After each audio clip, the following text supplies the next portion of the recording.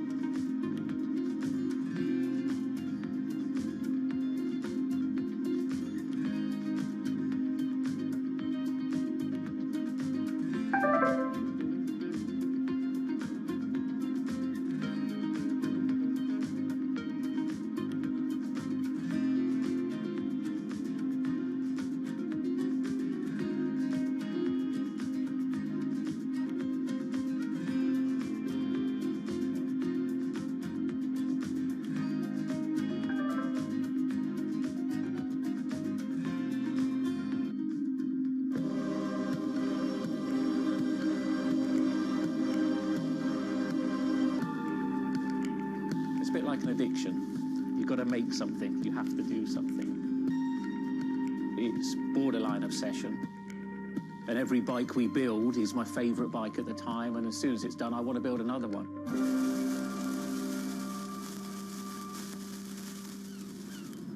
Sven Cycles is something I've been thinking about ever since I started cycling in my late teens. We want bikes that ultimately you'll really enjoy riding. There's never a bike that's the same. There's always a slight change. And as we build them individually as well, they have the marks of a bike that's built by hand.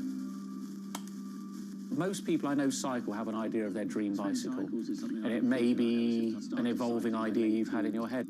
And we've worked with a lot of people that have come to us with sketches and scrapbooks. It's really, really nice to build something that's just one-off and unique. There's always a slight change. And as we build them individually as well, they have... I think a lot of people see a bicycle as two wheels and a frame in the middle.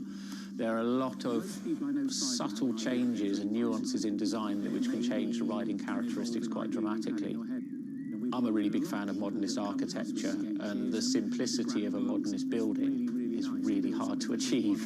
And with some of our bikes, they may look very simple, but I think people should not underestimate the time and effort that goes into designing a product. Tubing is key to a bike's feel and ride. Reynolds tubing has been in my life ever since I can remember. Growing up, I could never afford a frame manufactured with their tubing. We can now put a badge on our bike saying manufacturer Reynolds, which is a sort of thing as a kid I just wouldn't have believed was going to happen.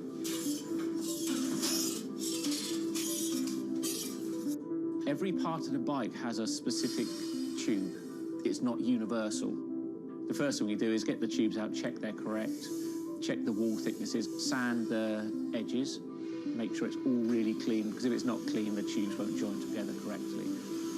We build in steel because I still believe it's one of the best materials to use. It's been used in bikes since the late 1800s, and they're still using it now for a very good reason. It's the flexibility that we can replace the tube, repaint the bike, and you wouldn't know it's damaged. I just like working with it. It's very sculptural. This isn't sort of aerospace precision engineering. It's a steel rule and a marker. So when we're cutting the tubes, it's within a mil or two. But what we're trying to do is take the best from bicycle building in the past and add a little bit of modern flair to it.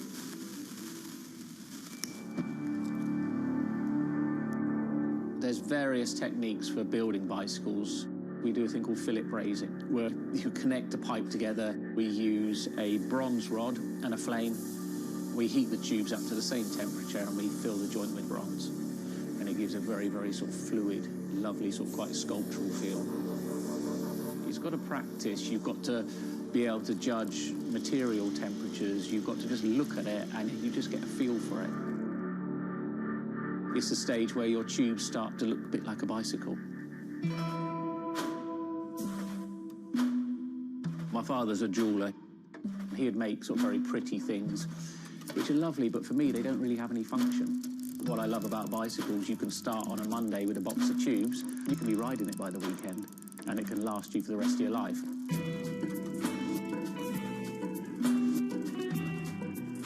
Outside of the frame and forks, the other most important part is the wheels and tyres. When you build the wheels, you have to lace them, so there's little holes going all the way around the rim. You poke the spoke through. We do build all our wheels by hand here because a machine can't get 30 years worth of wheel building experience. Colour is very, very personal. With any of our bikes, you can have them painted whatever colour you want. We've matched one to a teapot, so we can get that scanned and we can match that, or someone's favourite item of clothing. I like to let the bike sit for 4 or 5 days minimum, just so the paint can have time to cure a little bit, and then we assemble it. We get out all the new components, and it's a case of putting them together. Some bikes you can assemble in 3 hours, some will take 3 days. And we've built bikes that cost in the £10,000 plus mark. Some people, they're saving up and this is their bike and they're going to own it for the rest of their lives. So we just want to make sure they get the right thing.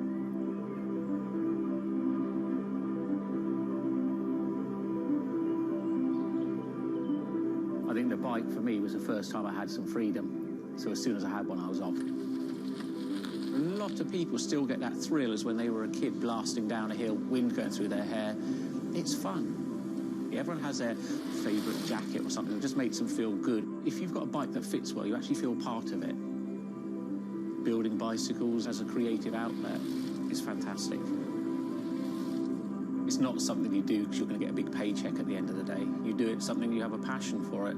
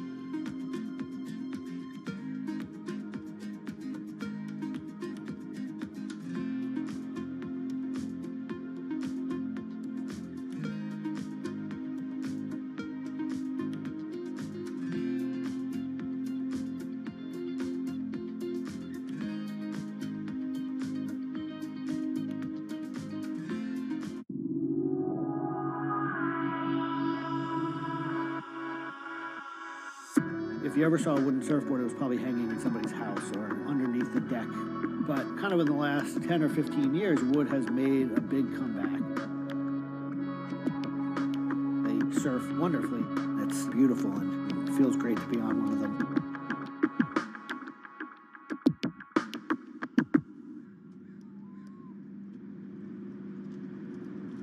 I always had a love for wood and kind of passionate about things that went in the water.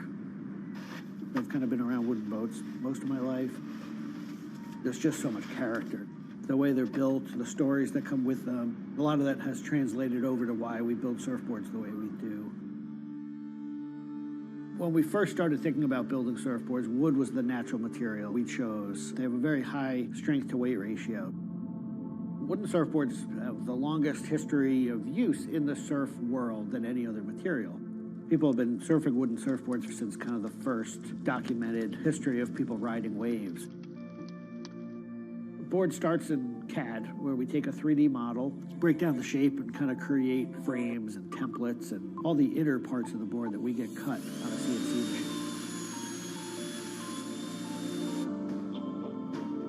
We take those frames and we just pop them out, assemble the frame into kind of a skeleton. We go out to our lumber shed, pick a bunch of cedar, and bring them into our mill shop, put glue along the edges, clamp it all together into a panel. Everything's book matched, you have symmetry in the colors and texture of the wood. Cut your outline. Take our assembled frame, gently put it down right on top of the plank.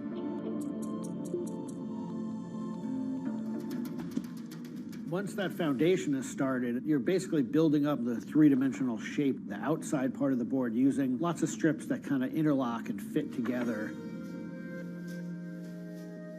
Every piece of wood is going to be different, and it's all going to react differently. There are frustrations with it, but I think that's one of the things that keeps it challenging. You learn to read the kind of what the grain lines are doing and what the color of the wood is telling you.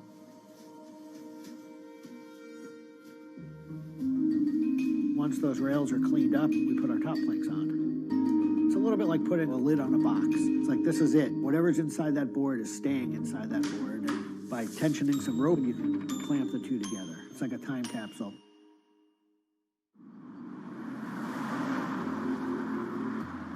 What makes our boards unique are they are built right here in York. They're built using material that grows right here in the state of Maine. They're built 100% by hand by local craftspeople and surfers. There's a lot of time that goes into these boards, between 40 and 60 hours, start to finish. We wanted to build surfboards that were as hollow as they could be, but still be strong enough to work well. Too light and they don't surf well, but too heavy and they don't surf well. So there's a balance point there, and that's where we try to be. Taking the board off the rocker table once the top has gone on, that is by far one of my top favorite parts. It's just you and a shaping stand, a board, and a hand plane. Everything else is out of your view. It's simple, it's pleasurable, it's quiet. You can be with your thoughts and you can just kind of be present. There's something about taking a nice sharp edge tool to a beautiful piece of wood and feeling the curls coming off and knowing that every pass that you're making, you're kind of getting it closer and closer to what you have in mind.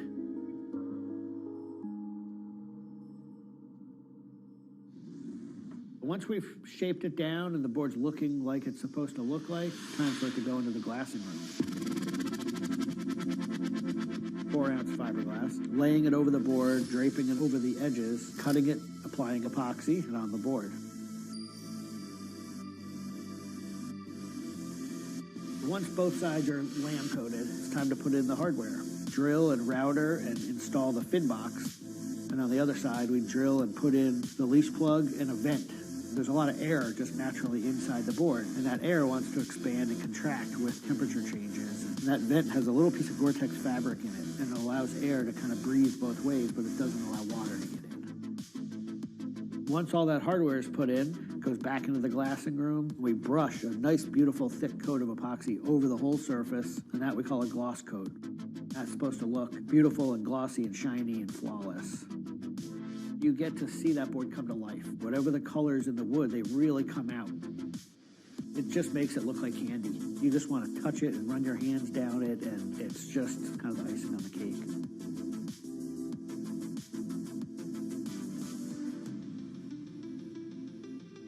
Once everything is hard, we put it into what we call the oven, get that epoxy to cure, really kind of bake it, and just get it to harden. Put in the fin, screw in the vent, and ship it out. We just love the idea of building something that's sustainable and long-lasting and made by hand. Kind of gives you a deeper connection to the product over something you might buy on a shelf.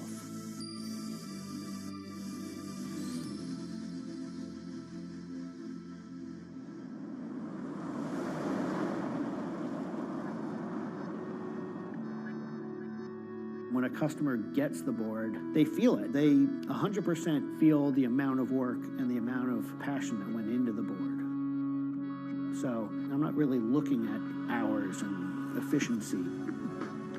We're looking at like doing it right and enjoying it as we go.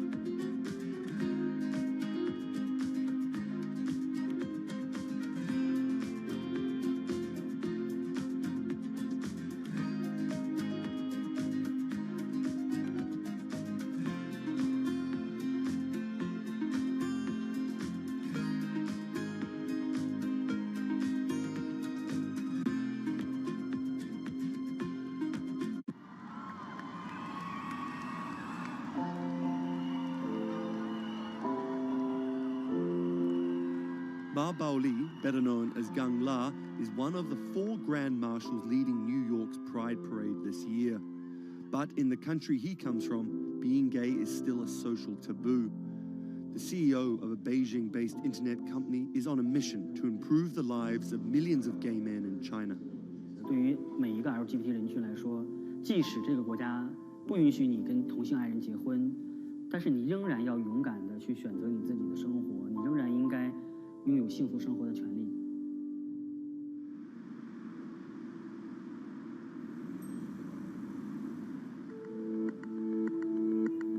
Ma's company Blue City runs an app and a website specifically for gay men. Blued is one of the biggest gay social networking apps in the world, with an estimated 30 million registered users. Unlike most other apps, Blued is more than just dating or hookups. 大家可以在我们这个软件里面找他自己的情感，然后可以阅读相关的内容，然后可以进行一些娱乐，比如玩游戏啊，比如看直播啊等等。Back in 2000, when Ma studied at a police school in northern China, he realized he didn't feel like everyone else. 因为他们都找女朋友，然后谈恋爱，但是我对长得好看的同性的男生，我反而觉得对我更有吸引力。所以那个时候我就到互联网上去找这样的一些资料，然后希望能够告诉我自己我到底是谁。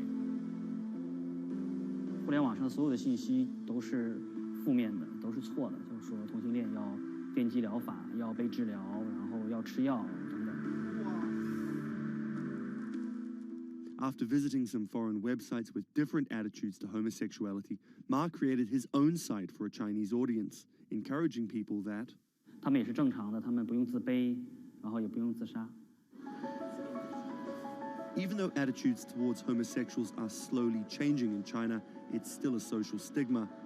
The virtual world of Blued, where members can be open about their sexuality, is for most a striking contrast to their real lives. This is live streaming, a function added to Blued in late 2015, right as the internet craze was starting to take off in China. Many self-made stars like Jin make decent amounts of money by receiving audiences virtual currencies and gifts. 我们不是彼此的初恋，初恋这种事儿多不靠谱啊。For Kyle and Klaus, a couple who have come out, live streaming on Blued means something different.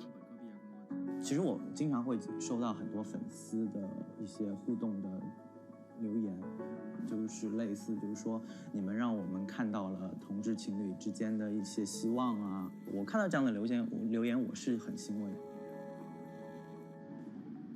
The government's rules for acceptable content online may shift quickly in China, with LGBT material in a grey area. Many companies feel the chill of the recent internet crackdown, but Blue City still runs as usual. Ma has won the Chinese government's trust by helping with HIV prevention among gay men. A third of the company's staff are dedicated to screening pornographic and politically sensitive content. 我不太多的愿意去对抗，我更多的愿意去对话，去改变他们的想法。我觉得这个可能在中国来说是更有效的。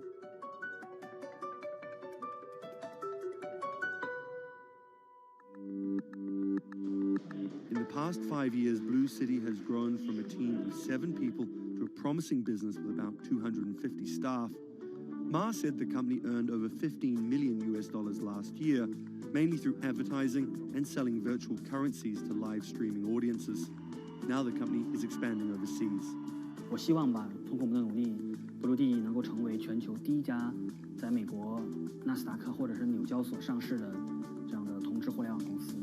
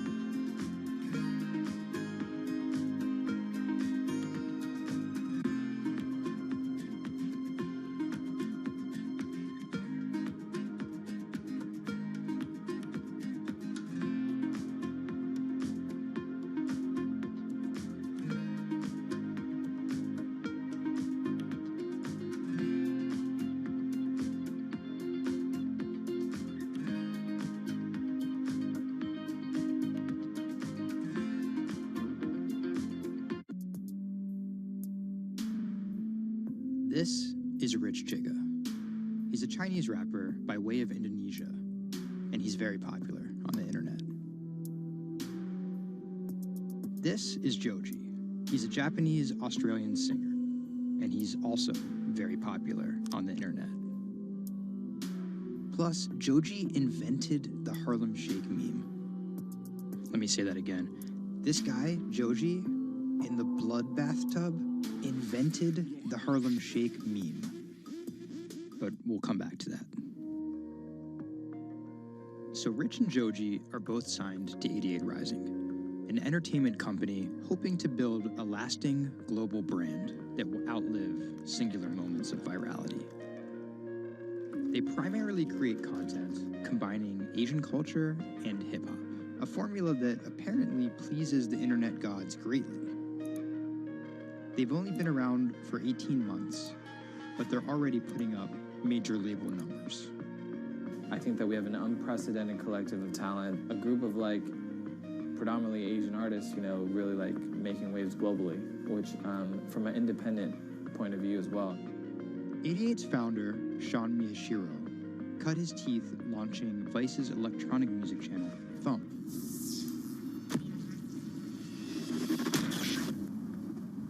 But quickly, Sean became interested in life beyond dance music. I knew that after launching a whole content platform that I have kind of the ability and the know-how to do it again, but for what was the question. So Sean moved to the Bronx to start over and figure it out. He couldn't afford an office space, so he worked out of his car at the top of a grimy parking garage. Everything kind of started here. If you look around, this is my environment. This is my serenity, really. 88 Rising was built here. Built on the grounds of LA Fitness, residence in a parking garage. I was living in the Bronx. I'm just damn, where the hell do I go? So I just come up here and I just kind of figure things out every single day. Being okay, what the hell is this thing? Coming here was kind of my own kind of private office, basically. To be honest, I would even go to the bathroom here. I would take pisses here, you know what I mean? It was, it's just too far to go back down there. When I need Wi-Fi, I'd spend a good part of the day at Dunkin' Donuts. Hi, how are you? Can I get a chicken snack wrap? Before 88 Rising officially launched, Sean caught a surprise break in the form of a Twitter friendship with a funny 16-year-old kid from Indonesia named Brian, who taught himself English by watching Rubik's Cube tutorial videos on YouTube. Seriously, that's true. I thought his Twitter was genius, from the future, just crazy, and just the shit that he was saying, the memes he was making. But I didn't know that he rapped or anything like that. I really didn't, and he came up with that stick 2 weeks later. 12 in the morning, pop shells for a living and baby gon' smell blood trail every minute, bro. Dat Stick was Brian's first ever attempt at making a rap song, and it immediately went viral. Everything was great about it, but the one thing that I noticed is the song was hard as hell. Just everything about it, man. Just it was menacing, bro. Soon after the video dropped, Brian signed with 88 Rising. I'll FaceTime with Rich. Sorry for calling you Rich Chiga on my phone, Rich. Brian, he gets super pissed off that he's saved in my phone as Rich Chiga. He's like, dude, am I not a human to you? What's good, bro? What's good, brother? How you doing? Doing great. I just did a sound check. How was it? It was tight.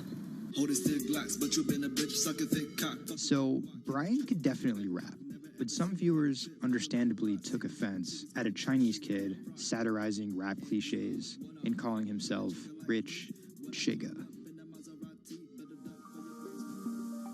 But if a group of well-known rappers saw the video and genuinely liked it, that could at least help validate Brian as a legit hip-hop artist. Plus, it could be really funny. It was just kind of an idea that I just had on the spot. Everything that rappers say is better and funnier and smarter and wittier. It's just more entertaining. We just edit it as tight as possible, put it up, and it really worked. Yo, this nigga got a pouch on a Reebok pouch. This is the hardest nigga of all time.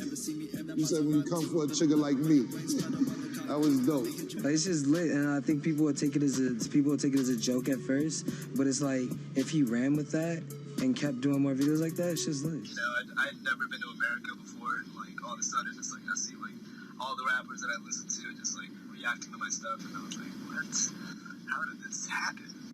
The reaction video also went viral and even led to a remix of Dat Stick featuring Wu-Tang's Ghostface. I'll get on that track. You know what I'm saying? Yeah. Really, on the remix? Yeah. Oh, you know him? And yeah, the remix went viral too. Brian has since acknowledged the misstep in his name and claims he may change it. But for the time being, he's still Rich Chigga to his fans. An ever-growing global audience, hungry for more releases from emerging talent around the world. I didn't know that it was gonna be this impactful and this important to people, and I'm very thankful and blessed that it has.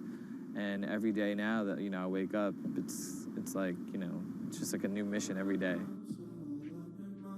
A major part of that mission involves Joji. Remember the bloody bath guy? He's a former YouTube personality in the middle of a career transition. The sound of this song, Will He, it's like a trap song that you can like slow dance to. Awkward prom shit, you know what I mean?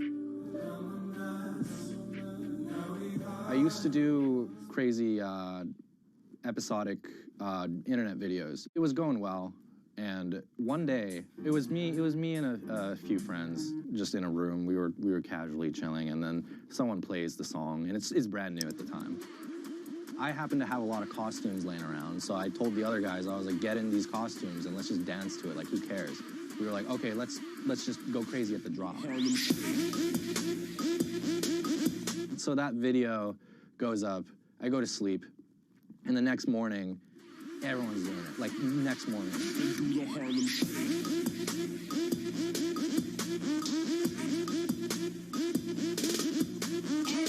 That taught me a lot about the internet, how people want to just be a part of something. And from that point on, something changed, and I was a little better at understanding demographics and people and, what they want to see and what they want to hear.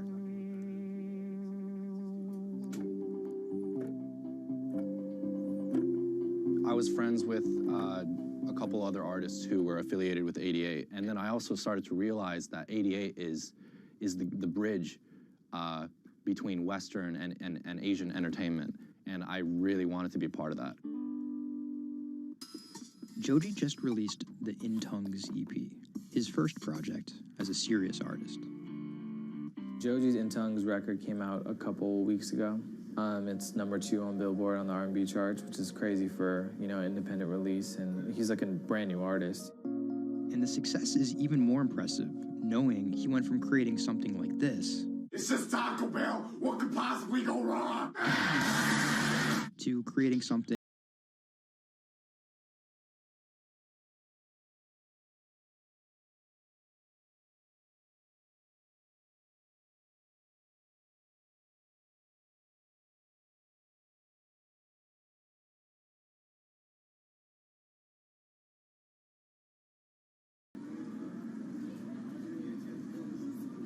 Tonight, Rich Chigga has a show in New York City. Tickets sold out in an hour. I came here, I'm first online. I was here at 1. I was the third person online. So why'd you get here so early? Because I want to see Rich Chigga. I want to touch him. What do you guys think of Joji? He's That's my dad, son. You guys cop the new EP or like? Yeah. I woke up at 6 in the morning just to cop that shit. And then I listened to it, and that shit started making me cry. This is actually kind of exciting. Every time, this never gets old. Like, you live online and social media, but like, there's nothing like just being with the people.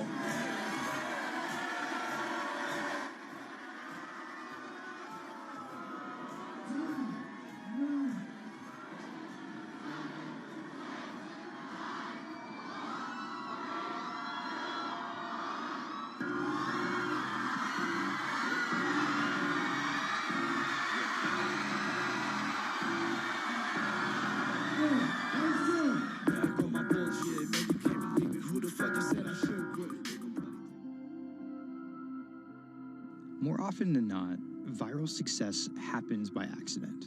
And then after an appearance on Ellen or Jimmy Kimmel, the creator's star power fizzles out.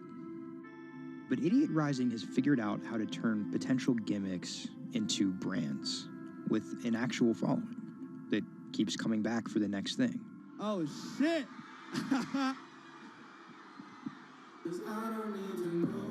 So keep an eye out for Idiot's next move. But more than likely, it won't be covered on network television or terrestrial radio. Although, as they've already proven, nowadays that really doesn't matter.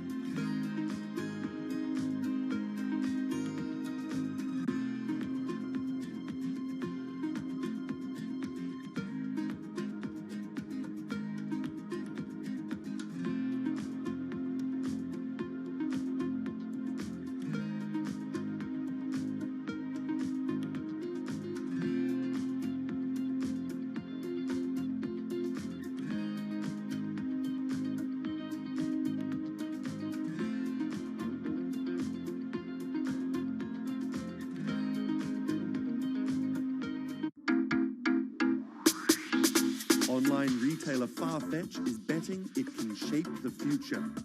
This is its concept store, showcasing the latest in retail tech. How do you capture all of that fantastic information that you gather in store with customers, touch and feel products? And we created a concept called the connected rail. And this is using a combination of RFID and ultrasound. The RFID signal recognizes the product, and the ultrasound recognizes the movement. Take the product off, and then you'll start to see your products appear. And essentially, it's like online browsing behavior.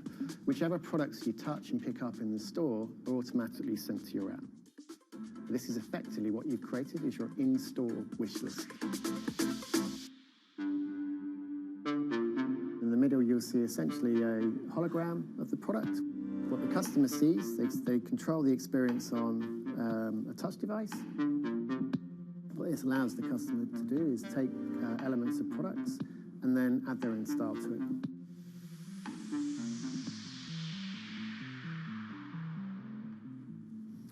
Right, so this is the connected mirror. So in this example, I see my products.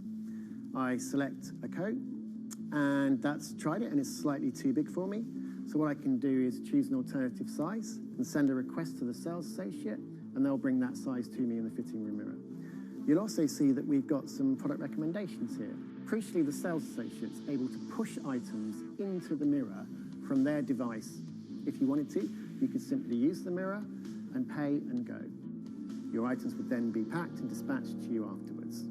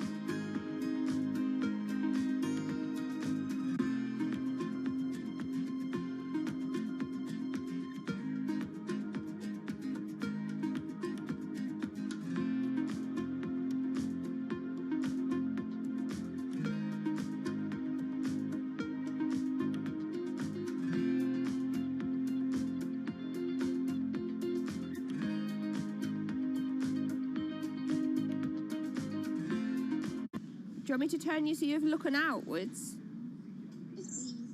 Yes, please. How about there? First time we came out with B, Jade said, "It feels like I've been released from prison." Do you want these, Mrs.? Definitely.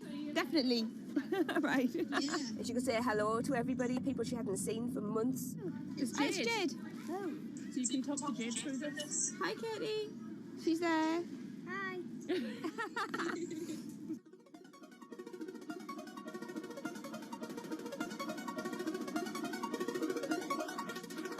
Every time anyone's seen her, they want to know why she's there. And it's kind of the opposite of when you're in a wheelchair and people see you and they kind of go, oh, should I look? I don't know what the right protocol is. When there's a tiny robot with its bright little eyes going around just looking happy everywhere, it really opens you up for conversation. You've got some friends here, look. Hiya! When I saw her for the first time, I remember thinking, this is going to change things. This is one of those points where if this was a book, this would be the cliffhanger.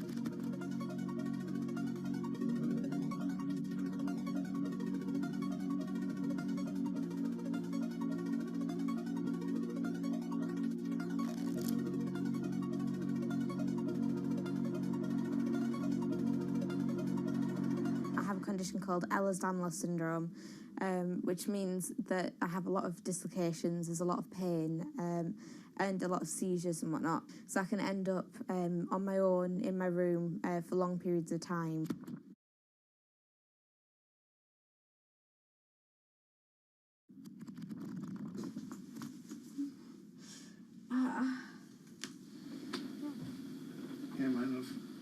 A lot of the time, with a condition like my own, of course there's the pain, and the pain is bad, and the dislocations are bad, and the seizures and being in paralysis and never knowing whether you're going to be able to wake up properly tomorrow, that's bad. But what's worse still is being able to count the number of people you see a day on one hand. Are you ready? Sure am, I'm just hoping the connection's going to stay. Yeah, me too. Alright, here we go. When you're used to just the same little metre by metre and a half window every day, and you've been there for months, being able to just see the sky from somewhere else, or the tops of trees, or a sign, is incredible. Or being able to have that kind of chat in the car that most people would probably take for granted. I'm going to go past Grandma and Grandad so you can give them a wave. Now, if Jade is particularly seizure-y, she can still take part. And that's brilliant, really, because before she would just be left in a bed or in the house with just her carers. It's quite a small world, that. Right, so there's one of them. Here, this costume I'm busy making at the moment. When I'm not on bed rest and I'm not just wearing pyjamas all the time, I enjoy being able to dress as different characters and go to Comic Cons and that kind of thing, because it just lets me show a different side of myself, and it's a bit of fun. If you can't go out that often, you've got to enjoy it when you do. Was that? Good. It's one of those weird things where I want to not have to use B because I want to be well enough to be able to go to those places myself. Like, it really makes a big difference to me to be able to go into school. But the thing is, with my condition fluctuating all of the time, I can't go into school reliably.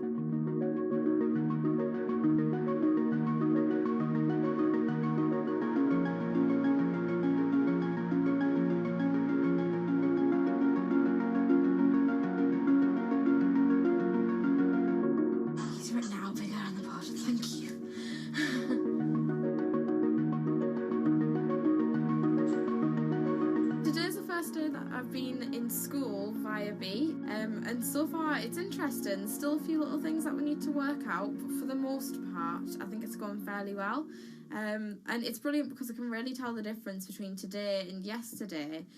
How yesterday I forced myself to go into school when I wasn't very well and I was really tired afterwards and ended up having loads of seizures, whereas today I've been able to do all of the work, I've been able to keep a clear head and not be ill, which means I'm able to be more focused on my schoolwork.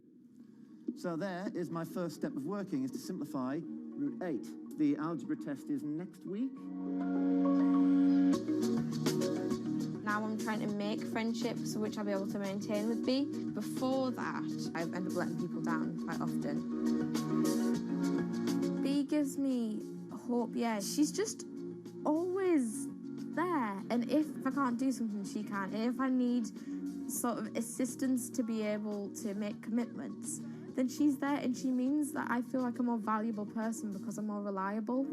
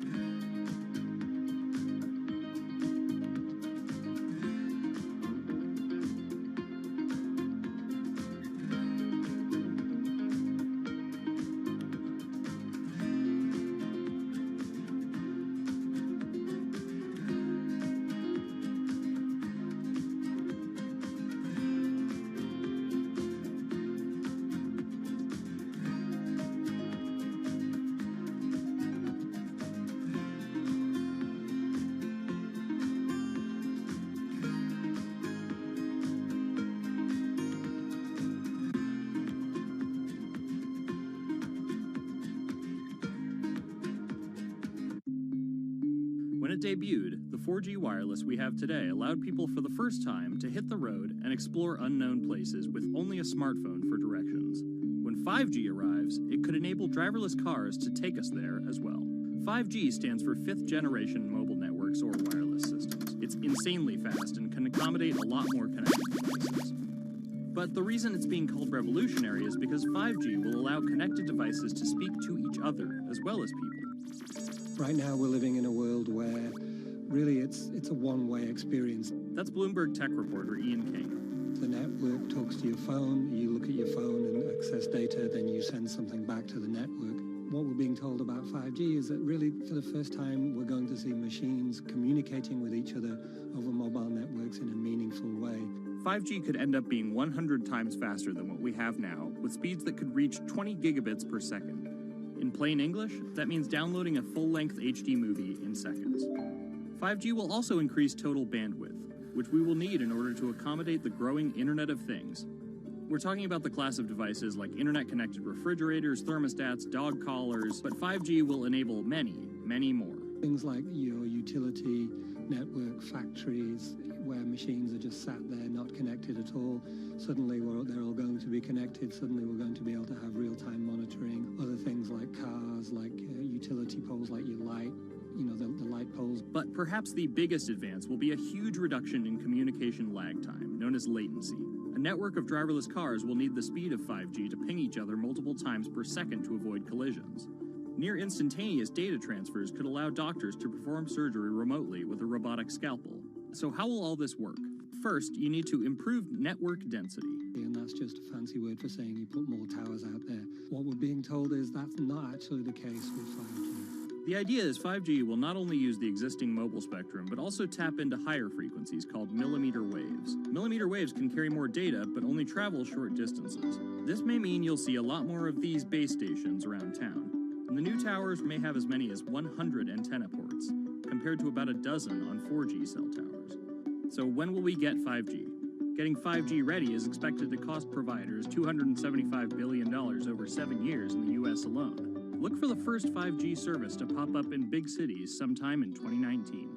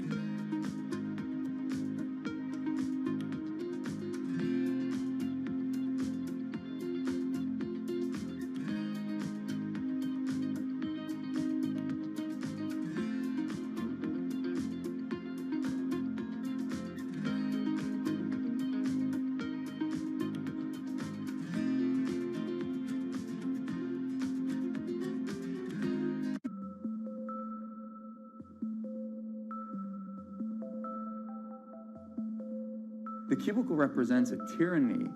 It confines your imagination, your thoughts, into a small physical area. Imagine pretty much every software engineer or finance person being able to, disconnect from their desk and look at holographic monitors on a beach and doing their work from there. That's not going to be science fiction. It's the modern office place.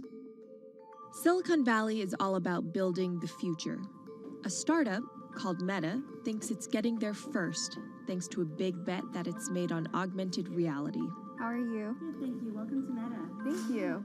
Call it a 360-degree office where you can spatialize your thoughts as part of your workflow for education, architecture, design, engineering, etc. People often mix up augmented reality with virtual reality. VR totally blocks your ability to see or hear the real world. AR overlays holograms onto what you already see. Meta has tried to make its version of the workspace feel familiar. You grab the hologram instead of using a controller or a mouse, and your brain already knows how to do it. In other words, we've designed an operating system that humanity has always known how to use. So you can see this eyeball, which is, by the way, photorealistic. You can see my hand is occluding the eyeball, and now the eyeball is occluding my hand, right? You see those two circles? They get small, and then they turn into this glowing white ball, and then I can move my hand around supernaturally. I can do this with two hands and rotate the thing. I can stretch it. I can throw it back right into the shelving system, and that's all you have to learn to become a modern worker. And to prove this, the employees at Meta have started to get rid of their computer monitors, trading them in for Meta's augmented reality headsets. Mayron thinks that in less than a decade, we'll all be just wearing strips of glass that can project holograms.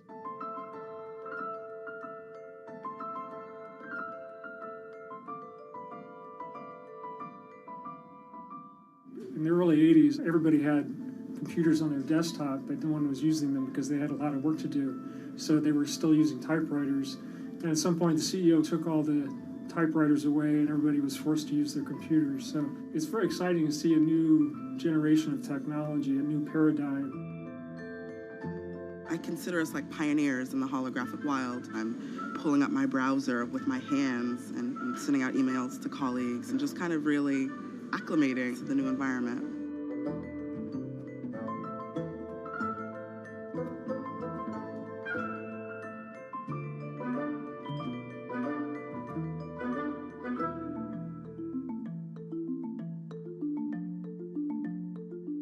Now you're putting on my computer, essentially. Our digital lives live on our phones. We have all of our pictures and notes and all these kinds of things. So, and why don't you write yourself a little sticky note? I like it. And go ahead and just take your fist right over the top of the sticky note and close your fist. And now. Oh, what? Meta's own transition to augmented reality has run into plenty of unexpected problems. And it's still going to be a while before you'll start to see these devices in your office. But I think it's a future worth waiting for. If we could see these holograms between us, we will have been able to share our work with one another more naturally, more efficiently, and more productively than ever before. Humanity will have evolved slightly.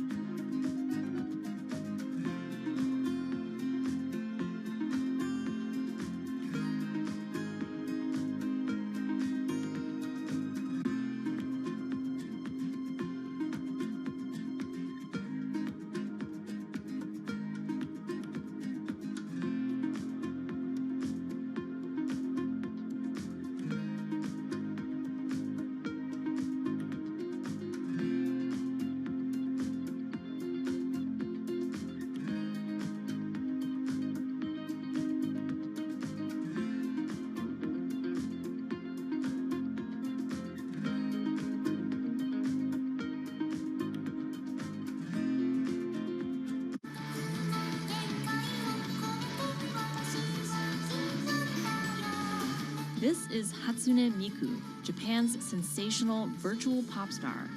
She's released over 100,000 songs in multiple languages and performed sold-out concerts around the world. Her image has appeared in games, on TV, in car races, and is even etched on the side of a Japanese space rocket. I came for Hatsune Miku, Carlos. She's Lady Gaga's favorite digital pop star and opened shows for her in the US 3 years ago. Tens of thousands of fans attended her exhibition and live shows near Tokyo recently. 理想のアイドルっていうと、どの曲でもミクはすごい綺麗に歌ってくれる。他没有缺点啊，没有任何让我们感到不开心的一些新闻。She's everything to everybody. That's probably why she's so popular. Miku's creator, Hiroyuki Ito, and his Sapporo-based company have been developing the virtual diva for over 10 years. 初音ミクとは、キャラクターとしてすごく、YouTube とかで検索すると、たくさんの初音ミクが出てくるんですけども、元々の、初音ミクのその原点は歌声を合成する、ソフトウェアなんです。Both the software and character are named Hatsune Miku, meaning the first sound of the future. Originally based on Yamaha's Vocaloid technology, Miku the software has a sound bank containing voice samples and a huge array of tools. You input the melody and lyrics, then Miku the character sings them.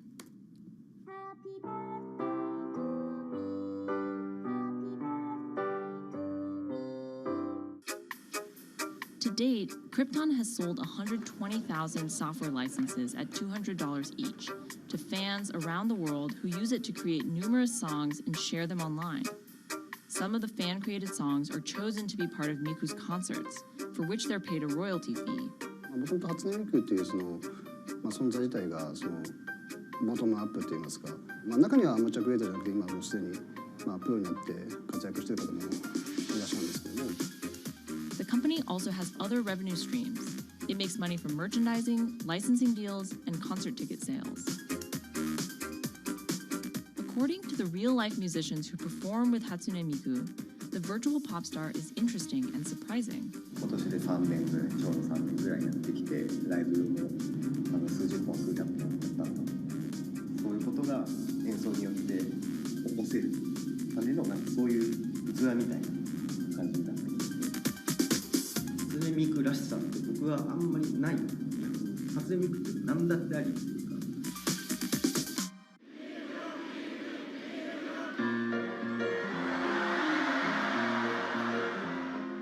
For Ito, Miku has the potential to change the way we think about music.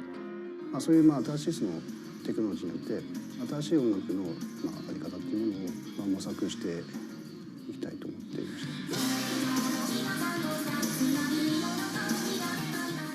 And for her fans, it goes even further. ミクって魂がないので、だからみんなに魂を作り上げるために存在する。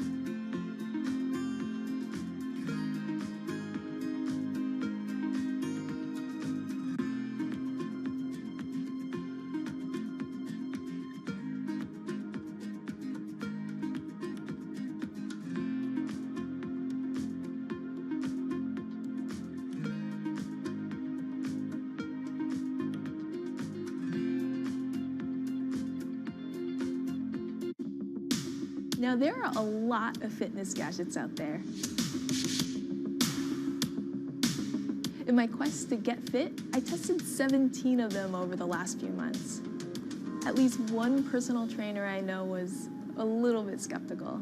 Yeah, I've been watching these new technologies come to the market for almost as long as I've been a personal trainer. They're just tricks and tropes.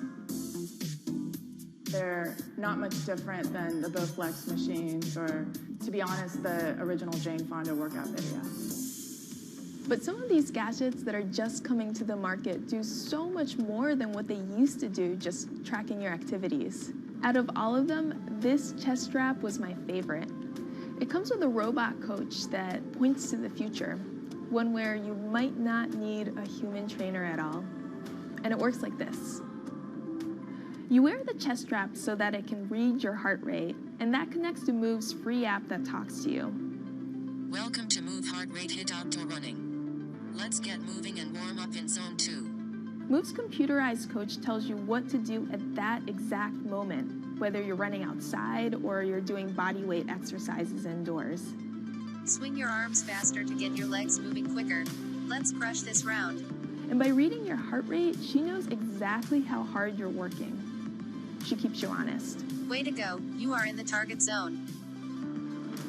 Keep pushing, you're almost at the end of the round. Don't give up. I've been running for 7 years now, and my biggest problem is that I never push myself hard enough. I end up going on the same slow, comfortable 30-minute jog, but the Move HR Burn blasted me out of that rut. By the end of these half-hour exercises, I was drenched in sweat in a way that I never am when I work out alone. Training with a real person is great, whether that's your group instructor or your coach or your personal trainer. But humans, they're expensive. For the rest of us, this $60 gadget is all you need.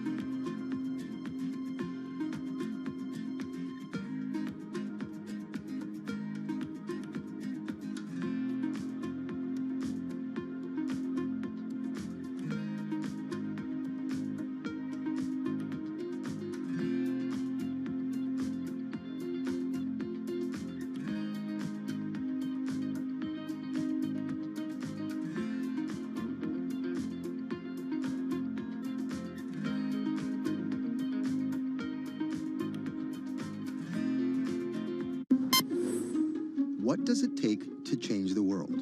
A big army? A cure to a pandemic?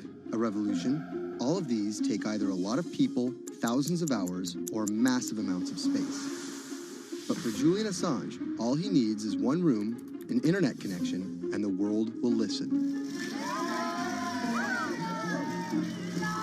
Assange is located here, and more specifically, right here.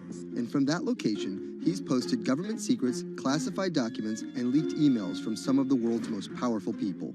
And in doing so, has been labeled a hero, a villain, a nihilist, and everything in between. This is how an Australian programmer sequestered in the Ecuadorian embassy in London became one of the most influential and notorious people in the world.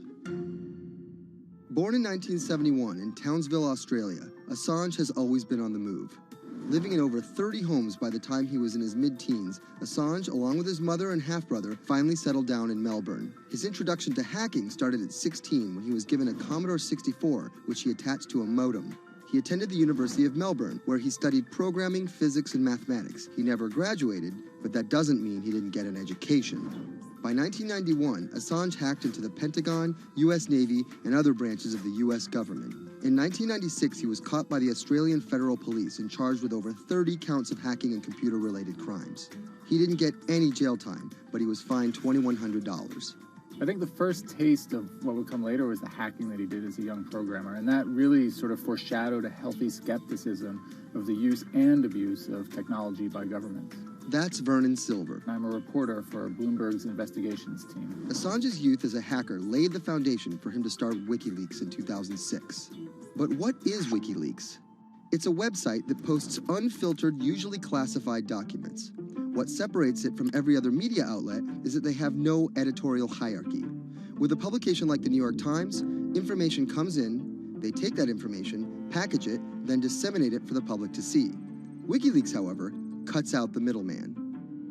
WikiLeaks gathers information, most of it given to them anonymously. So what they're doing is really very simple. They get the information in one end from who gives it to them and out the other with sometimes minimal interference. Julian Assange is the leader of that, the mastermind, the creator, and really, because he thinks of it as a journalistic enterprise, the editor-in-chief. But every story starts with a source, and Assange has some unconventional sources. Julian Assange does not hack as far as we know. He is the recipient of people who are either insiders who give him secret documents or hacked emails from a foreign power. That's Eli Lake. I am a columnist for Bloomberg. And there was no source bigger for Assange than Chelsea Manning. He used to be known as U.S. soldier Bradley Manning. In 2010, Manning provided Assange and WikiLeaks with hundreds of thousands of leaked government documents. WikiLeaks quietly began releasing the documents in February of 2010, then made big headlines in April by posting what is now known as the collateral murder video. Come on, fire! It was a vivid, graphic video. It changed the debate on the Iraq War, and importantly, it put WikiLeaks on the map when they put it online, and they couldn't be ignored at that point. And those leaks were just the beginning. They went on to post more than 90,000 leaked documents known as the Afghan war logs, 390,000 documents known as the Iraq war logs, and 250,000 private messages between diplomats called cables in what is now known as Cablegate. These leaks were met with very real ethical questions. The problem with publishing those cables was that a number of confidential sources for U.S. diplomats who faced real danger when their names were exposed. Then Secretary of State Hillary Clinton drove the point home that every country, including the United States, must be able to have candid conversations about the people and nations with whom they deal. Shortly after Cablegate, the Swedish government issued an arrest warrant for Assange on allegations of rape and molestation. He claimed the allegations were fabricated to get him extradited to the United States, a claim the U.S. government denied. Either way, Assange's next move was to seek refuge in the Ecuadorian embassy, which really was the beginning of the new chapter in his life and what we're dealing with now, which is him being stuck in London. What was supposed to be an office in an embassy is now Assange's self-imposed prison to this very day. But that doesn't mean he's slowed down. Since being trapped in the embassy, WikiLeaks has released files about Guantanamo Bay prisoners, Syrian political figures, and the draft to the Trans-Pacific Partnership. And then came the 2016 U.S. election. Thousands of leaked emails showed Democratic Party officials possibly plotting against Bernie Sanders in his race against Hillary Clinton. Over the course of 68 days, WikiLeaks released 20,000 confidential Democratic National Committee emails. In terms of the presidential race, if you look right here, when Assange released the first batch of emails, Trump actually takes his first lead against Clinton. I think we've had enough of the Clintons, in all fairness. Don't you think? Once WikiLeaks started exposing secrets of the Democratic Party, Julian Assange became a hero to many on the right. Public opinion kind of flip-flopped. WikiLeaks. From the emails, we now know Hillary Clinton's campaign manager makes risotto, and also how the DNC squashed Bernie Sanders' campaign. One thing we don't know is who gave Assange the stolen emails in the first place. Many leading Democrats say they suspect it was the Russians. They released an analysis from a private cybersecurity firm that had said it was the Russians. But Assange claims our source is not the Russian government, and it is not a state party. So this is where we stand today. The public still doesn't know who provided the emails to WikiLeaks. Meanwhile, Assange is still running WikiLeaks and still releasing documents. In March 2017, he started publishing documents from the CIA's Center for Cyber Intelligence called Vault 7. The CIA, the agency charged with finding and keeping our top secrets, can't keep its own secrets. As long as Assange has a connection to the world, no government secret will be too far from exposure. Julian Assange is still in the embassy. Maybe he'll leave, maybe he won't. Kind of regardless, his work has been done. He's changed the way people think about their governments, about their own secrets, about their own hackability, and really the world has changed because of him.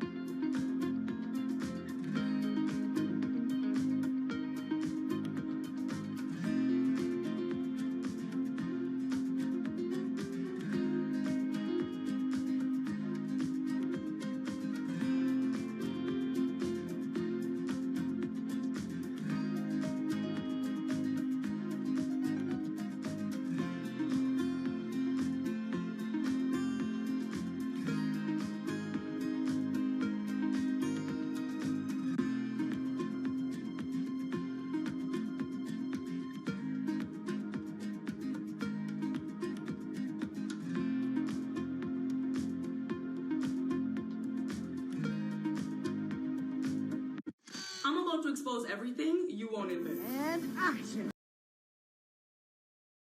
I'm placing a new order. Actually,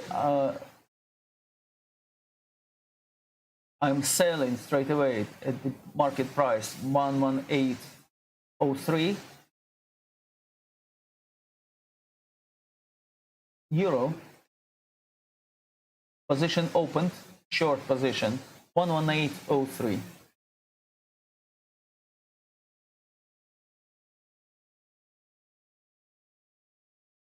Videos, and my mom was like, I don't know, Lily, are you making videos? Just making videos grew into an entire career. Today, Lily's YouTube channel has some 12 million subscribers, over 2 billion views, and guest stars like Michelle Obama, Dwayne "The Rock" Johnson, and Seth Rogen. I think a lot of young girls are raised to believe that you're going to go to school and then graduate and then get married and then get a job and then have kids. And Lily was on that path, all the way through a psychology degree at York University in Toronto. But when she started thinking about a career, I started to immensely panic and think something was wrong with me because I tried to figure out my life and it wasn't working in that straight line. It was 2010, and YouTube was only 5 years old. I thought nothing of YouTube. I was probably the last person in my circle of friends to discover YouTube. And I remember when I did, I thought, this is so strange. There's people making videos in their rooms and other people are watching them. So she figured, why not give it a shot? I one day posted a video because I was sad and I wanted to be creative and happy. She didn't know how to edit video or write scripts, so she winged it. It was so bad and so cringe. And my expectation was literally nothing. I was like, I'm gonna put this video up, a couple of my friends are gonna watch it, probably make fun of me, and that's gonna be the end of this. The second and third video came from, wait, 70 people watched my first one, can I get 80 to watch the next one? She kept creating, she kept posting, and the viewers kept coming. Lily had found an audience. A lot of the comments were, oh my God, there's a brown girl on YouTube. More specifically, Indian. Lily's parents immigrated to Canada from India, and Lily was born and raised in Scarborough, near Toronto. My home life was awesome. My parents, even though I portrayed them to be quite strict in my videos. Oh, Lily, wear the rest of your skirt, huh? I teach you like this, to walk around like this, showing everything to everyone? They actually aren't like that at all. They're pretty modern and pretty cool. Your dress is short. Don't know what for. And were pretty lenient with me. I mean, I got away with a lot of things. I was a brat.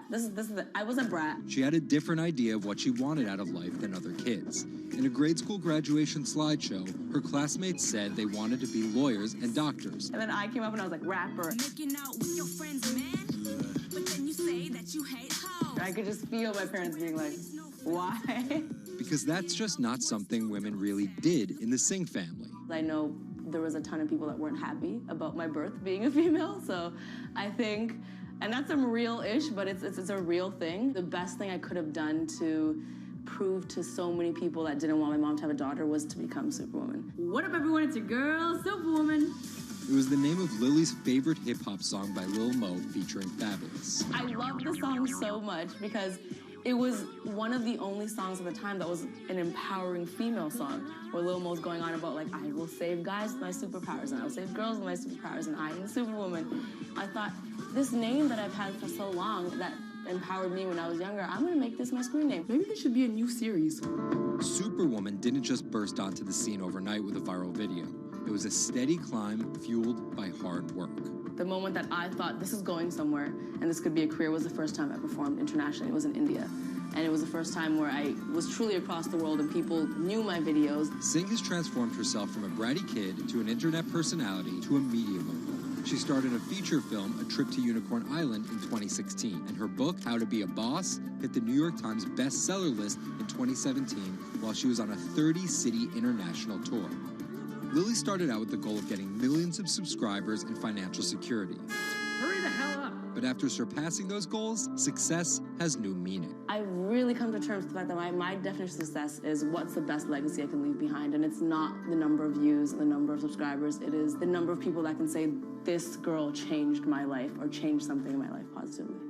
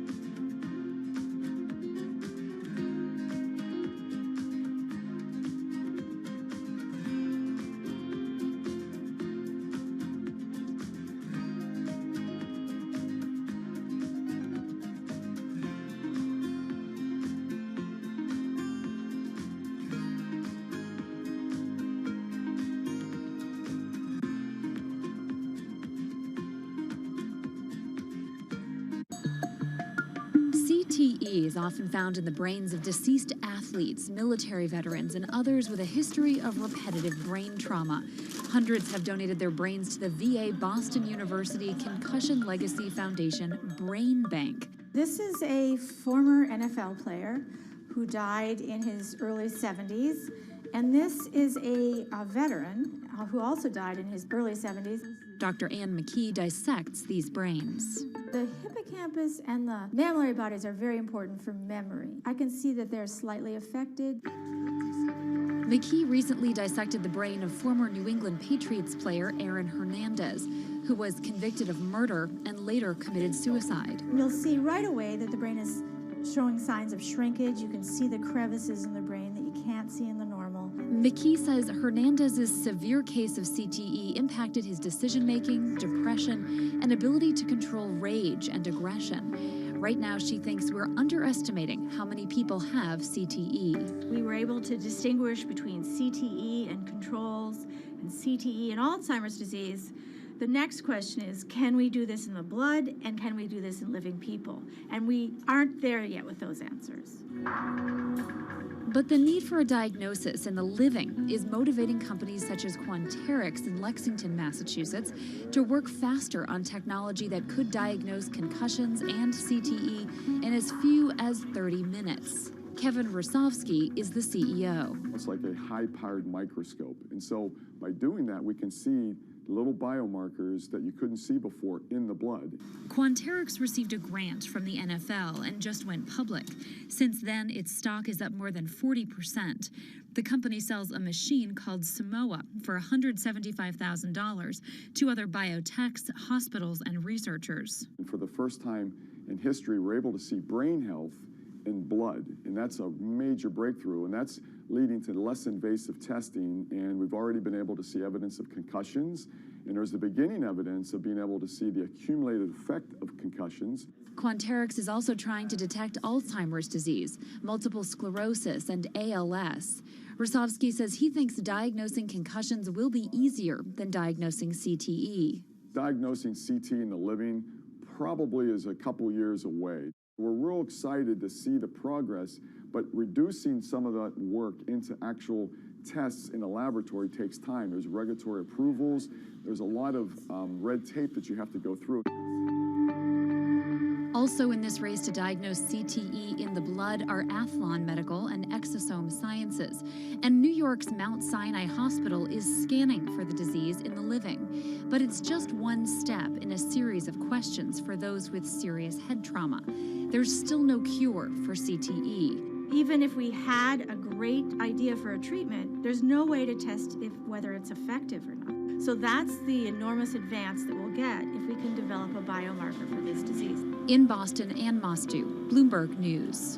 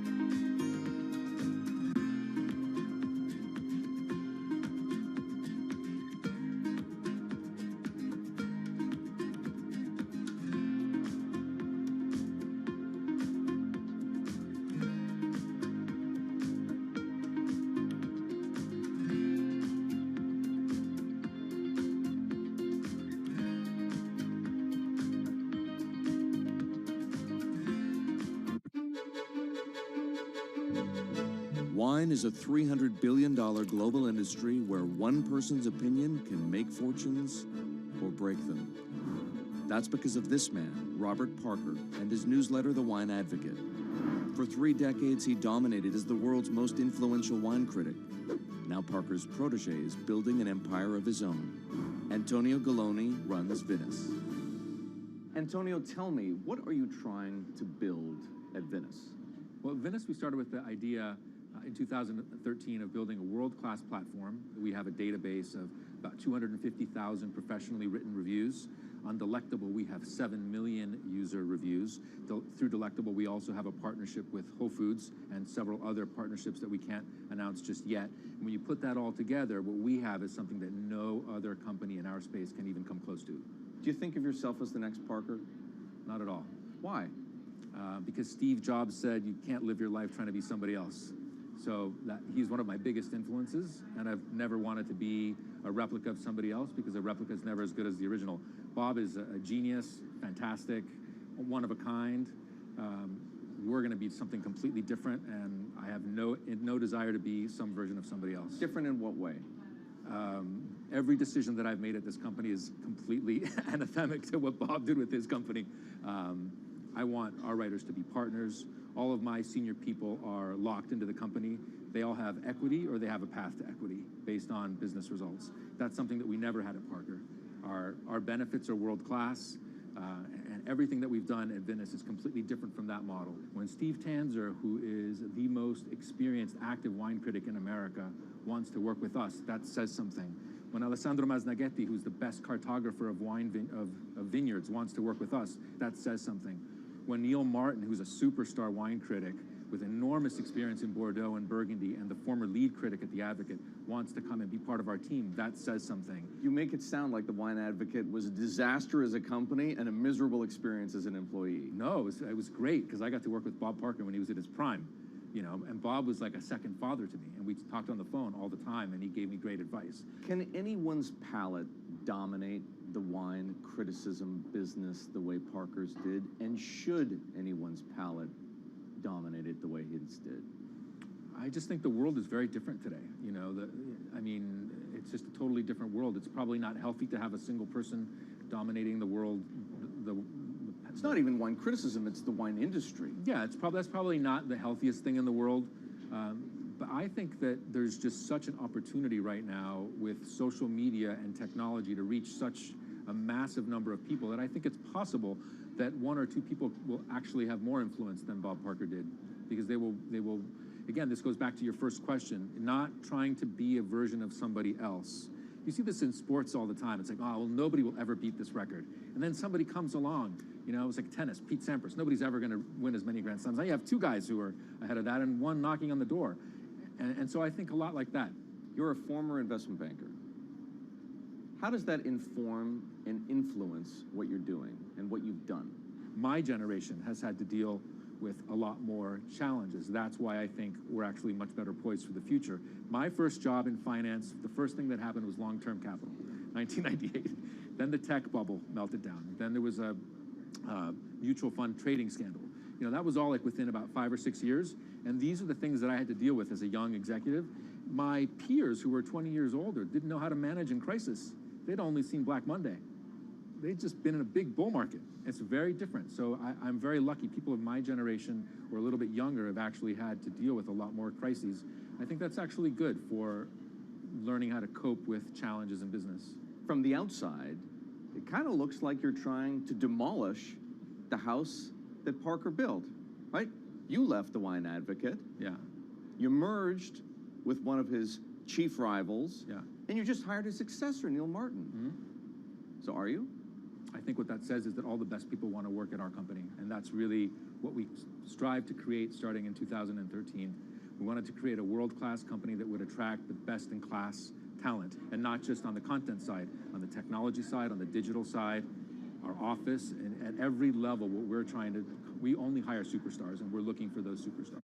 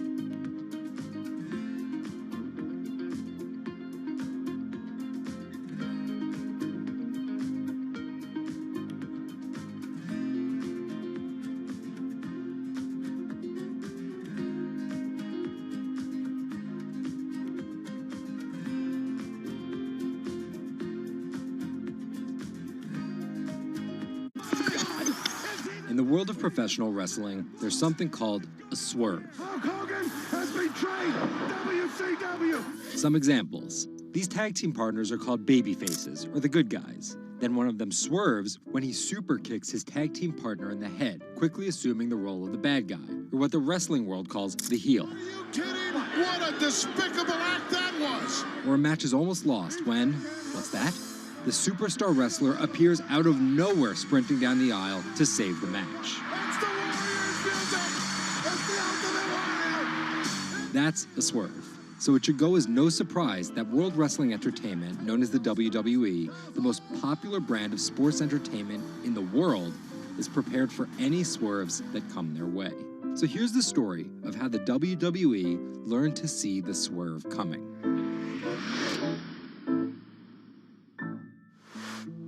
So I spoke to Bloomberg reporters Felix Gillette. I'm a writer for Bloomberg News for the global business team. And Kim Basine. And I'm the U.S. luxury reporter at Bloomberg. To find out exactly how the WWE is positioning itself for an all-out global invasion, which starts with a massive change to their lucrative pay-per-view model. WWE basically pioneered the pay-per-view model on cable. I remember as a kid, when the pay-per-view events came up, all of our friends would scramble around and try and get one of the parents to pay for it. But in 2014, they took a huge risk. They saw a little bit sooner than some of the other entertainment brands that where this whole thing was moving was away from cable and satellite television and towards on-demand streaming video apps. They made this risky decision, in essence, cannibalizing that pay-per-view model, which they had essentially built. And after some early turbulence, it's working.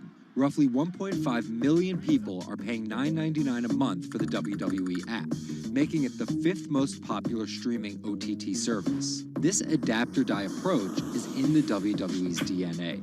Over the past 30 years, the company always seems to think 2 steps ahead. In the early 90s, WWE was at its most threatened when Ted Turner took them on with WCW, which stands for World Championship Wrestling. And back then, the WCW was winning the ratings war. So in order to compete with them, WWE had changed its product from a family-friendly kind of cartoonish style to this really raw. That's why they called their show Raw. It was this raw style of wrestling. With violent, outrageous, reality-inspired plot lines and aggressive personas. From a 16-foot ladder! And they won that fight against Ted Turner. And they bought WCW. The early 2000s ushered in an era of testosterone-driven programming aimed at the red-blooded American male. Bra and panties matches, and people smash each other over their head with like barbed wire bats and things like that. Until 2015, when WWE fans started a hashtag #GiveDivas a Chance. Since then, WWE has hired 40 more female wrestlers, and that growing cast of female characters was part of a much larger plan. They started to try to appeal to a broader set of people. Let's attract more female fans. And after we've attracted more female fans, let's attract more international fans. They're broadening their base, and they're doing that in large part to make it more advertising friendly. And not just friendly to advertisers. They're trying to build up their fan base in China. They're trying to build up their fan base in Europe. They, already have a pretty good fan base in India. India is a place where they already have an established wrestling culture. Because of the gigantic Indian wrestler, the Great Khali.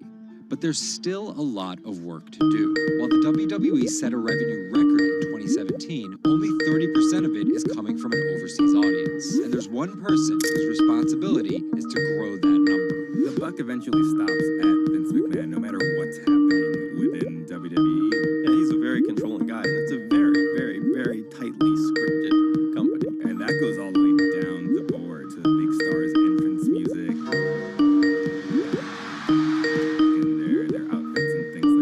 So with a CEO like McMahon always planning 2 moves ahead and an aggressive push into multiple international markets, a big issue is money. It's hard to do all those things simultaneously without committing a huge amount of capital to it. And that's where the WWE becomes an attractive company for buyers. Potentially, one thing that could happen with WWE is they could benefit by being acquired by a bigger technology or telecom company, an Amazon Amazon or Facebook or a 21st Century Fox. So with a market cap of $2.8 billion, the advantage of owning 100% of their own content, and a rapid consolidation spreading throughout the entertainment industry, it looks like the WWE is well positioned, even if there are swerves ahead.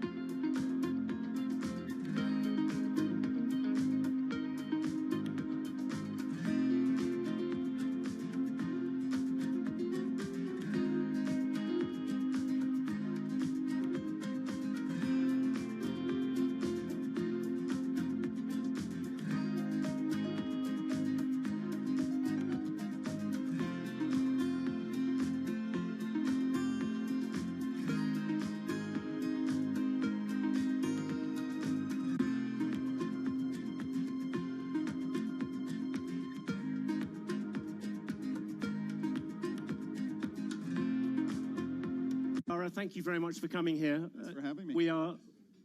I've always been relieved ever since you were appointed, because at least until your appointment, I seem to have the most unpronounceable name. But now, so we will keep it as Dara and John. This conference is called The Year Ahead, but in your case, you are close to 6 months into the job. And I wondered what you saw in terms of the year ahead at Uber as your biggest challenge. What's the thing that you think about most when it comes to 2018? We definitely have our share of challenges at Uber.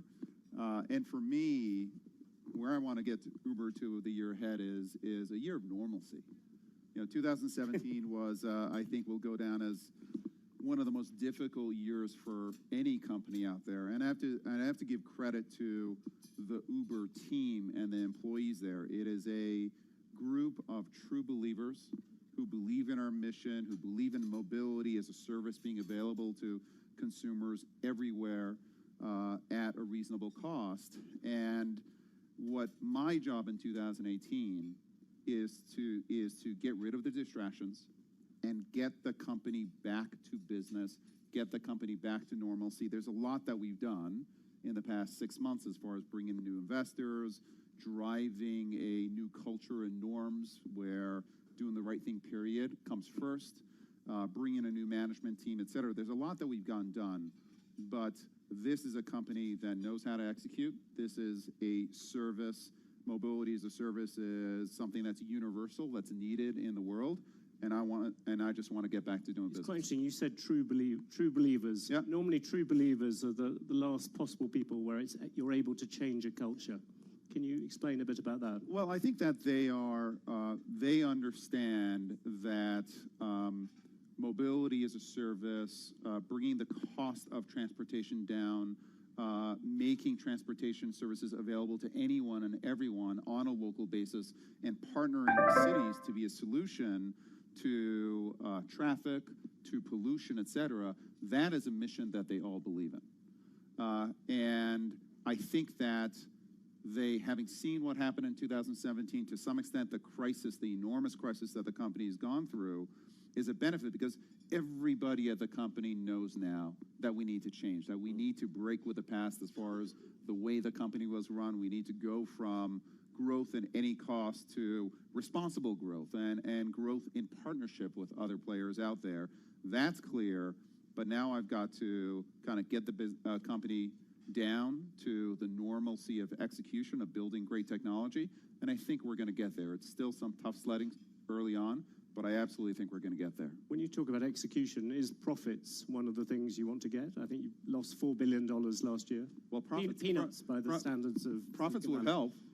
So at some point, we absolutely have to become profitable, and that's part of the plan. Do you have a kind of goal for that? Do you think you should be profitable by 2022 or by 2020? I think that we'll be profitable before 2022. This is the business itself. Do you want to come back a bit closer, 2020? Yeah, listen, it's not going to, I don't want to name a specific year, but this is a business that the core business, the ride-sharing business, can be profitable within 3 years. We will continue to make very aggressive investments in building out autonomy because we think that's a terrific opportunity for building out new technologies such as Uber Elevate, where near-term profitability is not a goal, but long-term growth is. So we will look to balance near-term profitability, but as a company, we will always be a company that makes big, bold bets and takes big risks. To what extent, though, do you think that drive to become profitable fights against a little bit of this culture change? If you want to make, you talked about making money, but not at all costs. Do those two things spar against each other? I don't think that profitability and culture are their issue. It's the company in the past was willing to make trade-offs as it related to how it did business, and I think was guilty of hubris, was guilty of thinking that they knew better than others, and I think that what we know now clearly is that breakneck growth can hide cultural issues, that there are no excuses for not doing the right thing, and that you do have to make trade-offs. And as a management team, we're specifically talking about those trade-offs that you have to make. We have to be a little more patient sometimes because working with governments, regulators, et cetera, sometimes takes longer, but in the end, you build a more lasting business. And so maybe what we went through was necessary, but we're here. We can control our actions from this moment onwards, and I think everyone at Uber from this moment onwards wants to build a great company, not only in terms of growth, but in terms of the kind of company anyone would want to work at. Can I ask you one thing which you have got a sort of hangover from last year, which is all the regulatory problems, and particularly all the cases against you? I think there are 6 criminal probes or whatever going on. The lawyers are lining up outside the door. Which one do you sort of think? Which one do you fear most? I suppose out of these different things. Listen, I think that all of them are serious issues, and my response is that we're going to be transparent and we're going to take responsibility for our actions in the past. I do think that there are certain circumstances where there was smoke but no fire, and I think as a company we have to defend ourselves and work within kind of the appropriate frameworks. And my goal is just to get beyond this stuff. Some of these things like pricing policies, surely they go right to the heart of what Uber is, or am I wrong about that? Yeah, I think they do, but I think that there's a way of being smart but transparent at the same time, and that's where we've got to take the company. Take me through governments. When you talk to governments privately, do they talk any differently than they do publicly? Governments? Yes, governments. I think that they are honestly a bit relieved with how we are engaging with them, because I think that the engagement is now real. I think they feel like we're out there, we're genuine because we've learned our lessons of the past, and I do think that we can take, for example, the data that we have in terms of traffic and in terms of movement of our drivers and riders, and we can use that data to partner up with cities in order to solve congestion issues, because congestion doesn't help anyone. It wastes enormous amounts of time for consumers. It hurts the environment. And I think that we are aligned with cities, for example, to partner with them in a fundamental way to solve these problems. And I do think that when these are conversations that a number of regulators and cities have wanted to have with us for many years, and I think we are really engaging with them at a depth that I think is going to create a real win-win going forward. Do you think you were too confrontational on this before? Yeah, I do. I think that the company was pushing growth. And listen, any innovator, to some extent, the innovation is about questioning past kind of present practices. It's about breaking things, the Facebook breaking things. We just went a step and a half too far. And what I want to keep, hopefully, is the best of both worlds, which is the spirit of innovation, the spirit of can-do, et cetera, but the responsibility of partnership. We don't know better than you. We're actually going to work with you, of actually having dialogue and respect for our city partners, for regulators, and then continuing to take risks and continuing to do daring things. And I think we can accomplish that. Imagine this audience here is a collection of mayors or a collection of city officials, and you want to depict, this is the Year Ahead conference, depict what the years ahead in this thing are going to be like. How far is driverless cars going to go? You talked just a few days ago about the idea of there being flying cars in 10 years' time. Can you just give a description of what you think transport is going to look like? Well, I think that we think there are three keys to transport and where the industry is going: autonomous, electric, and shared. And I think all three are necessary in order to get to the next level of city planning, et cetera. There are many cities where up to a fifth of the space taken in these cities is taken by parking and storing these cars. And so I do think that you need autonomous, you need electric, and you need shared. And I do think it's going to take some time. True autonomy for every single use case is some ways away. What we bring to bear is our developing autonomy, and we will have autonomous cars on the road, I believe, within the next 18 months, not as a kind of a test case, but as a real case out there. And over a period of time, we're going to bring autonomous transportation and feather it in with the non-autonomous transportation with drivers. What does feathering in mean? Feathering in mean to a layman like me? Mean crashing. Yeah, feathering in means if you're, for example, in Phoenix, and you make a request to go from A to B, which is what you do with Uber, there will be 95% of cases where we may not have everything mapped perfectly, or the weather may not be the right weather, or there may be an accident on the road, or you may not have 2 or 3 ways of getting from A to B, where you may say, you know what, that's not an autonomous use case. We're going to send a driver to pick that person up. For 5% of cases, everything is going to fall into place. And we will send an autonomous car. The user will be able to pick, do you want, there's an autonomous car, yes or no? And we'll be able to service that A for B. That 5% is going to go to 10 and 15 and 20 as our computers and our algorithms learn more and more about what it takes to drive in a city in a real life situation. And every minute of every day, that driver, that computer is going to get better and know Phoenix better and better and better. And in 5 years, we'll have the perfect driver in Phoenix. We will have to retrain that driver in every single city. We're going to have to build out 3D maps of these cities. And it will take time, but over a period of time, you essentially have a driver who becomes the perfect driver. It'll take 10 to 15 years, but that's the feathering in that I'm talking about. And will a child born today, will they ever need to learn how to drive? A child born today? No, I don't think so. So within sort of 20 years from now, we will... I don't think so. Listen, I hear some groans. And also, I heard a couple of groans. 1.3 million people die from car crashes every year. 1.3 million people die from car crashes every year. That doesn't count an estimated 20 to 50 million people that are injured. Okay, this is actually a public safety issue. If you look at cars, 96% of cars, 96% of time, cars are sitting there not being used.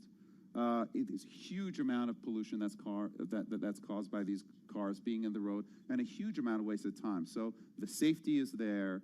Electrification is absolutely key, and sharing these platforms is going to allow us to be much safer and also put our assets where they add value. But it's quite interesting because when you first came in, I remember you sounding somewhat more skeptical about self-driving cars. You've been converted. Is that a? The choir has spoken, and I'm listening. It's pretty exciting technology out there. But again, it will be a hybrid technology for some period of time. What about flying cars? That came as a slight surprise. Yes, that's a great project that we're working on. It's called Uber Elevate. And it is actually about battery technology. It would have helped a lot of people here. I know. I wish that I was available. We'll launch it here if we can. But battery technology is allowing us to have multiple rotors on planes, or helicopters, if you want to call them that. These rotors that are much smaller will be much quieter than helicopters are. Much quieter, much safer. If you add sharing into the equation, you can actually get the economics of going from A to B. We think within 5 to 7 years to a place where normal people would think about taking these flying cars. That'll be the beginning, and then it's about scaling. And we're working with a number of partners right now. Do you think the regulation on flying cars, I've heard some proponents of it argue that it might be easier than it has been on driverless cars, because driverless cars, you have to deal with existing roads, existing everything. Flying cars, essentially you're going into unconquered space. I think that mayors that are forward-thinking understand that traffic and pollution are a real issue, and I think flying cars can be a significant solution to traffic issues in cities. And these cars, to start with, they're going to be very specific. They'll be kind of highways in the air. There'll be very specific routes that these flying cars go on. They're not going to be able to take you to your backyard and land in your backyard. There'll be these skyports. So there'll be very specific routes that you go on.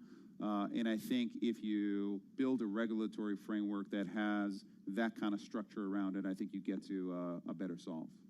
Can I drag you back, somewhat reluctantly, back to the real world? But you have Rajiv Misra, who came in with you from SoftBank. Yes. He's going to become a director. Last week, he said that Uber should focus on repairing its market share in the US and on key European markets, rather than going to new ones. Do you agree with that? Is that the way you look at Uber? I think one of the fundamental strengths of Uber is the global scope that we have. This is you brand. had that motto, everywhere. What's it?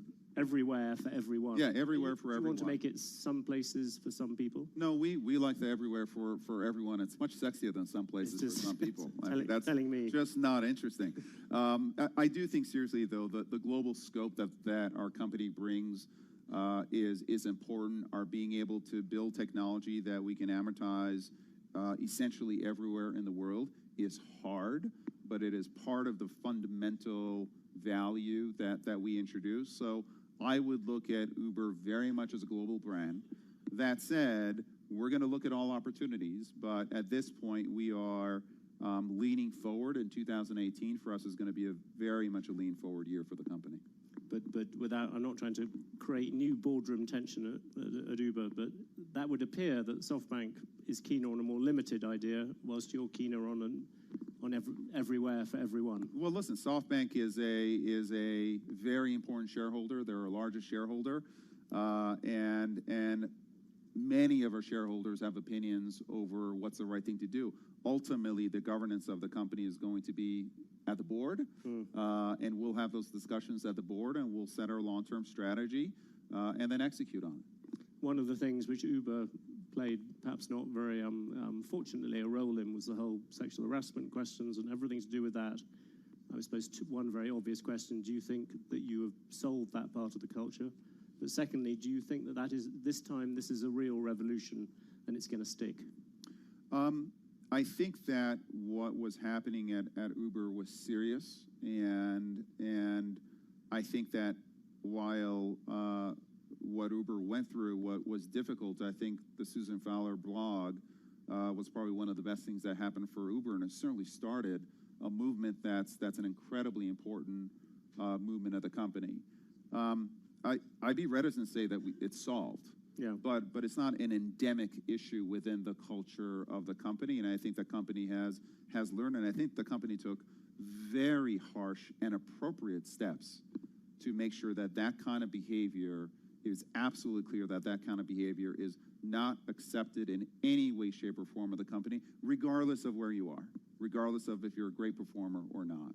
So I think we're at the right place for Uber as a company, but I think in general, we're not where we need to be in terms of women in senior positions, making sure that we're welcoming of women in technology, and we help women really build their careers within our company. There's a great kind of bottoms-up energy there, but we're not where we need to be, and we have a lot of work ahead of us.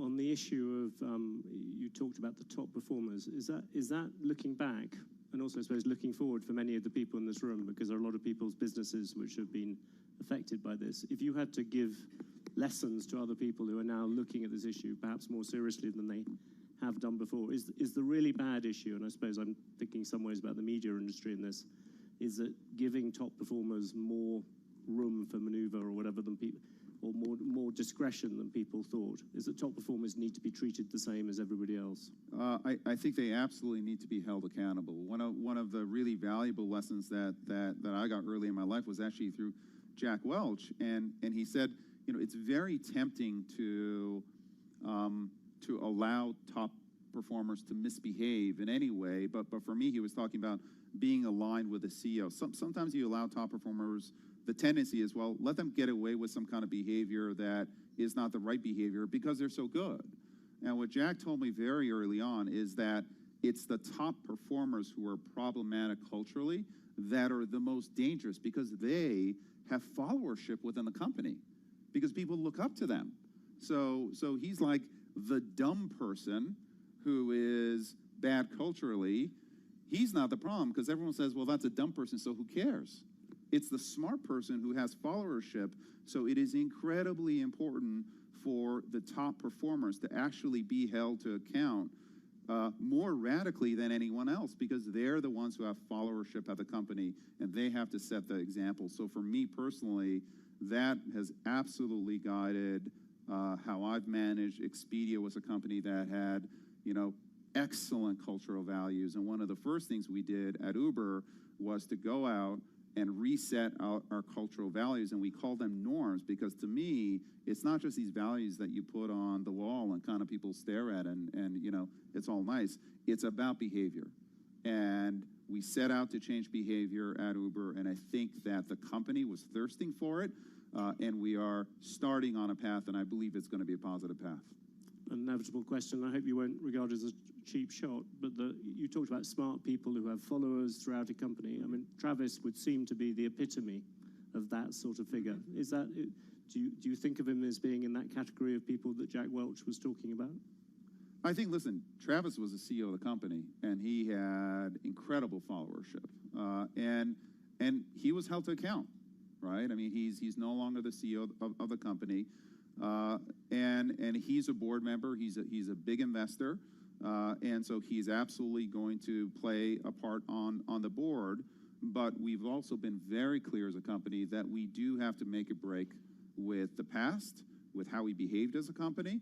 And to some extent with the new CEO being a very different kind of a CEO.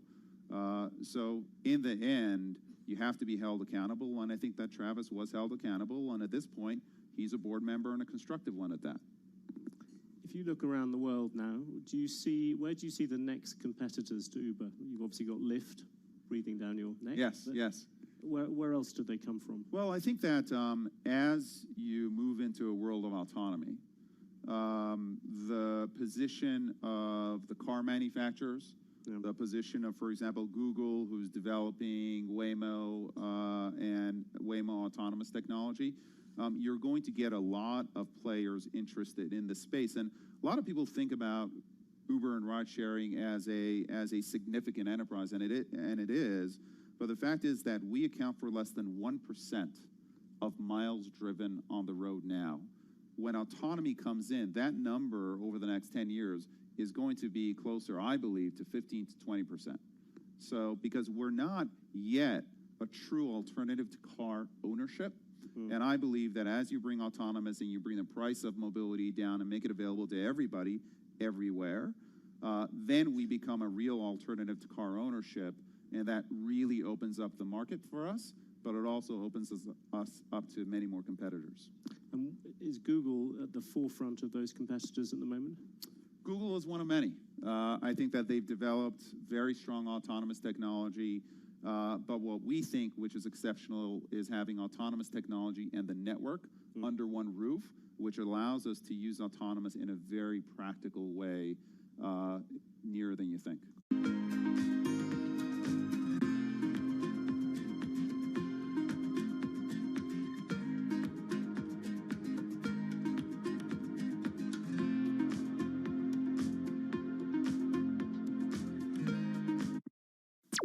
This is Bloomberg Business Week. Insight from the reporters and editors who bring you America's most trusted business magazine. Plus global business, finance, and tech news as it happens. Bloomberg Business Week with Carol Masser and Jason Kelly on Bloomberg Radio. Live from our homes in New York and New Jersey, streaming on YouTube. It is Thursday, August 27, 2020. There's a lot going on, and those most read stories on the Bloomberg, Jason, we're talking about the Fed's new strategy. We're talking about NBA players coming back. We're talking about Hurricane Laura pounding the U.S. Gulf Coast. It's a heavy day in a heavy week, and I've got a house that smells like a skunk because Scout got acquainted with a skunk. Oh, no. So it's a banner week. You know, as we often say on this show, checks out. It totally checks out. Lots to come over the next few hours, folks, including some really blockbuster interviews. But let's get you going on this Thursday with the Bloomberg Business News Flash and Doug Krisner. Hey, Doug. Hey, Carol. So the equity market has turned mixed right now. We are off the levels that we had earlier after the Fed Chair Jay Powell's speech. Seems as though the market's reacting to House Speaker Nancy Pelosi saying she is not going to budge from Democrats' demands on a new pandemic relief package. Now, the Fed chairman earlier unveiled a new approach to setting U.S. monetary policy.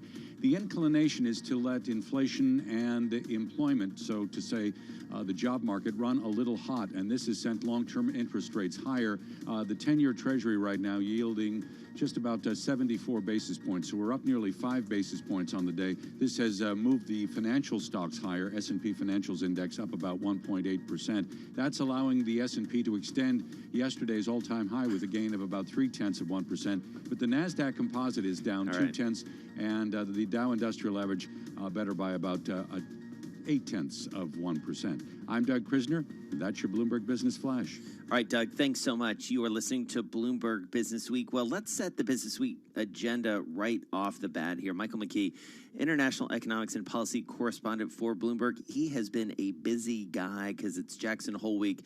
Normally, we'd be talking to him, and you could practically hear the mountains in the background. Not so this year. It's a different sort of year, but he's going to bring us up to date in just a sec. Alongside Dave Wilson, stocks editor for Bloomberg. He joins us from New Jersey. Mike, I want to start with you. The Fed very much in focus. You've had some big conversations. Tell us about them. Well, I have to say, I'm upset that management wouldn't let me go to Jackson Hole anyway. And do this show from there. Oh, yeah, Listen, you can work remotely from anywhere, Exactly. Mike. Why not? And you know, social distancing is really easy in Jackson Hole, Wyoming. WFT, work from the Tetons. Yeah, There exactly. you go. Nice. Wall Street widely anticipated what the Fed was going to do. They just didn't anticipate they would do it today. So that was the surprise. The Fed moving to average inflation targeting. If inflation has run below its 2% target for a period of time, they will let it run above 2% for a while, instead of reflexively raising rates when unemployment falls to whatever level they think might be the full employment level. They'll let it ride, let it see how it goes. Big deal, Mike? This is a big deal. It is and it isn't. It's a Okay. big deal. It's a big change for them. It is a little bit of a reminder of what policy was like in the 60s, which didn't end well, but they think inflation dynamics have changed enough. The question that they can't really answer, although I just spoke with Jim Bullard of the St. Louis Fed, and he had an idea, is how they get to 2%. They haven't been able to get to 2% since 2010.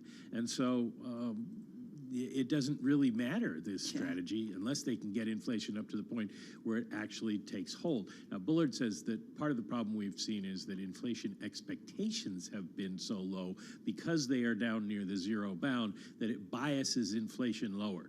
And if people believe the Fed will let inflation rise, that will help push inflation expectations up. That may work if we shall see. If people think that, Right. if the markets think that. But are you going to stop shopping for bargains just because, and that helps drive all this too? Our favorite place, TJ Maxx, the treasure hunt, right, Jason Kelly? Absolutely. Can't wait to get back to there. That's my next normal. All right, let's get to Dave Wilson with a look at the equity trade. Dave, we're bouncing around here, and I mean a rally in the Dow, but kind of little change on the S&P and the Nasdaq. Yeah, kind of. I mean, the S&P is at least trying to make it back to the high of the day. You know, you talked about shopping for bargains. We got results out of the two biggest owners of dollar store chains, Dollar General and Dollar Tree, and they didn't go over well. I mean, Dollar General, you know, their sales up almost 19% at stores open more than a year, and yet the stock's down 1.6%. Dollar Tree, which only had same-store sales growth of 7% and change, well, those shares are down 6.4%. That's kind of one side of the coin to some extent, along with another company, which I'm sure you'll bring up somewhere in the program because I know it's a favorite of yours, Coty, the worst performer on the day in the S&P 500. The other side of the story is Abbott Labs, up 8% after they got emergency use authorization from the Food and Drug Administration for a COVID-19 test that takes 15 minutes and costs $5. At least that's how much they're going to charge for it. Doesn't involve the lab equipment of other tests. So, they're talking about 50 million tests a month being produced by October, and they're going to start rolling it out in a couple of weeks. So, the idea that maybe we get past the hump we're in with COVID-19 testing, well, that's going over well. You look at the airlines, you look at the cruise lines. Biggest gain in the S&P 500 right now, Live Nation. You talk about a stock that's beaten up because of the coronavirus. Yeah, right. Absolutely. Just the idea that, maybe you get to a point where you can, make tests such a routine that you can get back to the concert stage. I love that. And start having shows again. I mean, that's the sort of optimism built in, it would seem, given the way Live Nation's performing here. So, Michael McKee, figuring in Jackson Hole and the Fed, or virtual Jackson Hole and the Fed, figuring in jobless claims, we can't forget that. It is Thursday, after all. Figuring in the Republican National Convention and figuring in a massive hurricane that just hit. What's the key economic story in your mind? What's the thing people need to be focused on? people really need to be focused on the labor market and whether or not, as caseloads drop and people come back to work, whether there are still jobs for them. We have seen a big rise in the number of companies that have given up the ghost, say we can't make it anymore. And if those jobs are gone, then it's not going to be easy to get back up to the kind of employment levels that we had prior to the virus. So that's going to be the thing that people watch. And as you mentioned, we didn't have good news in the jobless claims front today, still over 1 million. Interesting bit of news, though, that you should be aware of, and if you're a nerd out there listening to this show, which I'm sure there are a lot. There are plenty. We're proud They're of going to them. change the way they calculate the jobless claims numbers, the way they seasonally adjust them, and it's very statistics nerdy, but they're no longer going to use multiplicative seasonal adjustments. They're going to use additive. But the point is starting with the next report, the report for next week, we are not going to be able to compare week to week seasonally adjusted. So whatever we get next week isn't going to match up to what we got this week. We'll have to look at the non-seasonally adjusted numbers. Goodness gracious. It only gets harder. All right, Michael McKee, thank you so much. International economics and policy correspondent. We do wish, for your sake, we were talking to you from the Tetons. I mean, heck, we could go out there with you. I'd happily do that. Say, all right. we wish we were talking to you. Yeah, exactly. Wish we were all hanging out and as the sun set on the Tetons. All right, our thanks to Dave Wilson as well, stocks editor for Bloomberg. He'll be back in a bit with his chart and stock of the day. We got a blockbuster show, Carol Masser. Yeah, we're going to talk about the way forward, impact of racism and the virus, and more. Franklin Resources Chief Executive Officer. We're going to hear from her, Jenny Johnson. Scarlett Fu had a great interview with her, so we're going to get a little snippet of that. That's been on the Bloomberg, one of the most read stories. And then you had a great interview. Yeah, really excited this morning to catch up with Jason Wright. He is the NFL's first black team president, taking over the Washington football team. Yeah. Of course, he's a former player and also a former McKinsey partner. We got to talk a lot about how you approach this sort of complex problem.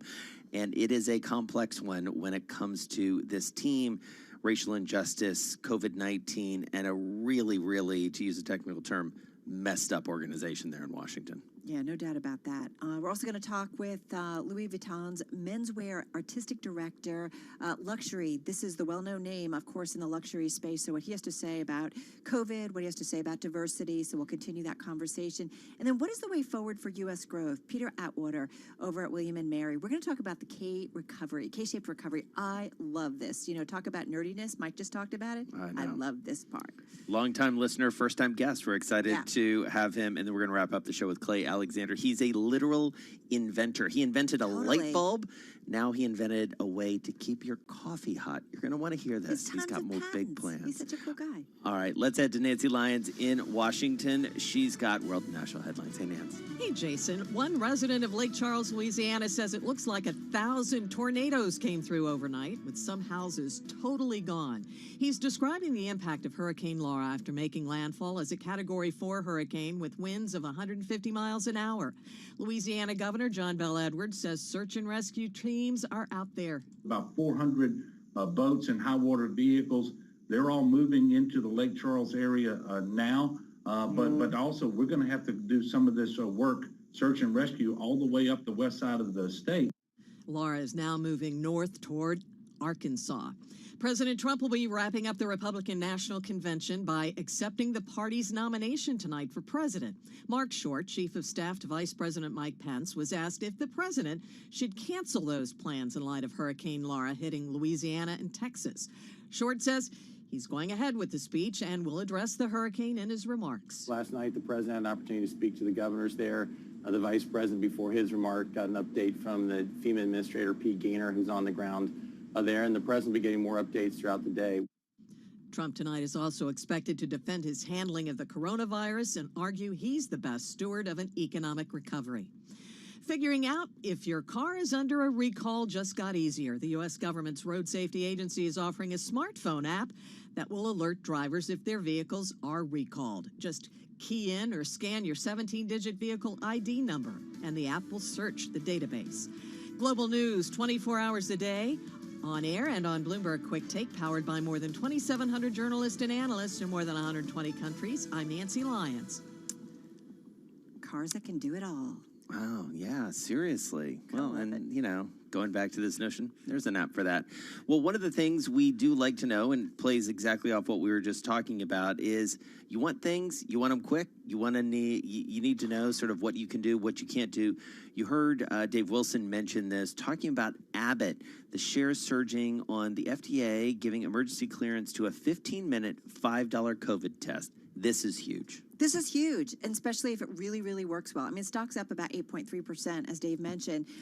Listen, Jason, this is what we've talked about. It's almost like, you need a pregnancy test, the equivalent, the ease, the quickness of it in terms of whether or not you've got the virus. Because we've all talked about if you get a test and you don't know for a week, man, there's a lot that can happen between taking that test and getting the results. And you need to be able to say, like, am I okay now? Can I go out? But these tests have to be, really safe. So they're going to start shipping this test within 2 weeks. They intend to manufacture 15 million tests a month by October. They're looking to meet a surge in demand from Americans, especially those seeking to return to in-person schoolrooms and work. And I think this is enormous and potentially a game changer. Absolutely. I couldn't agree more. And I think we've spent a lot of time talking about a vaccine. And I think as we have gotten smarter about this notion that a vaccine will take a while, herd immunity will take a while, we need to figure out a way to get back to things. And I was fascinated to hear Dave Wilson say that one of the stocks that's moving dramatically on this is Live Nation.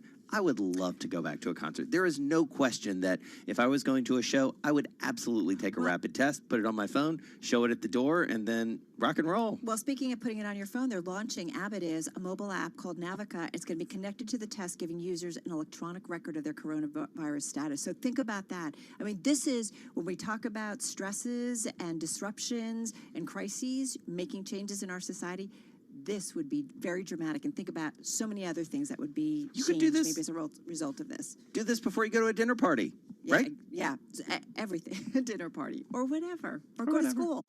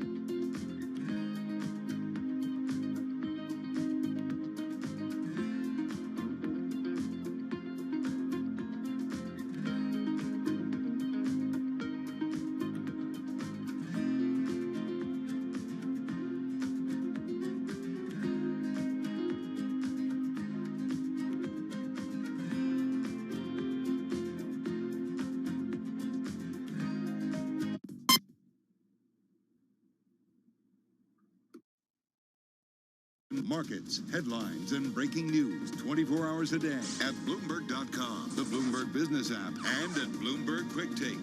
This is a Bloomberg Business Flash. Much of the equity market is extending that record-breaking rally, and it happened after Fed Chair Jay Powell unveiled this new approach to setting U.S. monetary policy. The inclination appears to be to let inflation and the labor market both run hot. Now, that risk of higher inflation is sending bond yields higher. 10-year Treasury has gained 5 basis points right now with a yield of 73 basis points. For the moment, though, the equity market is focused on this idea of low rates. The Dow is up 0.9%. Financials getting a boost from more slope to the U.S. yield curve. And we have the S&P Financials Index up more than 1.9% right now. That's allowing the S&P to extend yesterday's all-time high by 0.4%. The NASDAQ Composite, though, struggling. It's down about 0.1%. Oracle and Microsoft each submitting bids to buy the U.S. operations of TikTok. And today we learned Microsoft's bid includes a partnership with Walmart. Walmart trying to reach customers and grow its third-party marketplace and advertising business. Walmart shares right now up about 5%. In terms of eco data, U.S. weekly jobless claims remaining above 1 million, although pending home sales at the highest level in nearly 15 years in the month of July. I'm Doug Krisner. That's your Bloomberg Business Flash.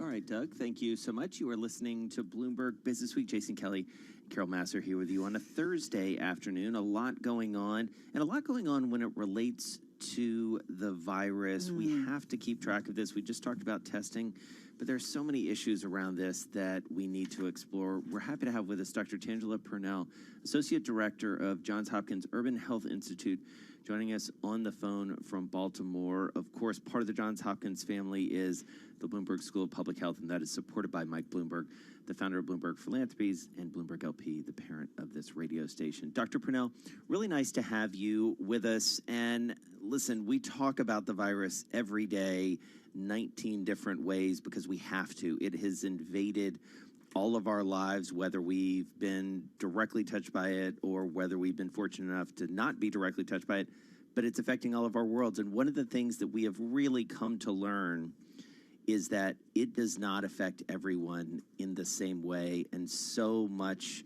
of it is determined by the disparities that already exist when it comes to healthcare. Help us understand the work that you and your team are doing. I first would like to thank both of you for having me here. It is indeed an honor to be able to talk about, some of our work. And so, as you correctly alluded to, this is a problem worldwide, but in particular, this is a problem for the exact same disadvantaged populations that are typically the same population that you see experiencing health disparities and health inequities from a variety of different causes. So, we at the Johns Hopkins Urban Health Institute and also at the Center for Health Equity, we have a series of different approaches to try and tackle this problem. So obviously, we do research that involves vulnerable populations. We do this work in conjunction with our community and patient stakeholder partners who actually have a voice at the table in helping to really help us design, implement, and also disseminate our findings. Another approach is really our education and training. Unfortunately, we know that all of these problems and these disparities are truly just rooted in generational inequities, and it won't be all fixed.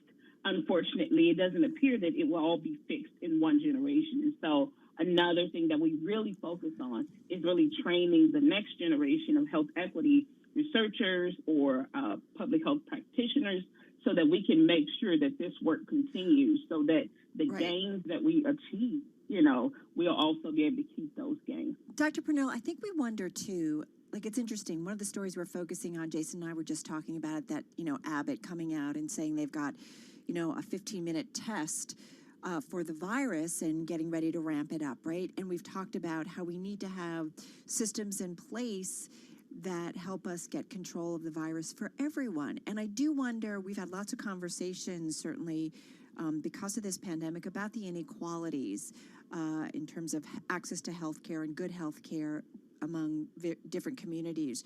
So what things, as you say, you talk with people in these communities, They've got a place at the table. What needs to be done? And I do wonder, are there things coming out of this crisis, whether it's telemedicine or other things, that will make a difference?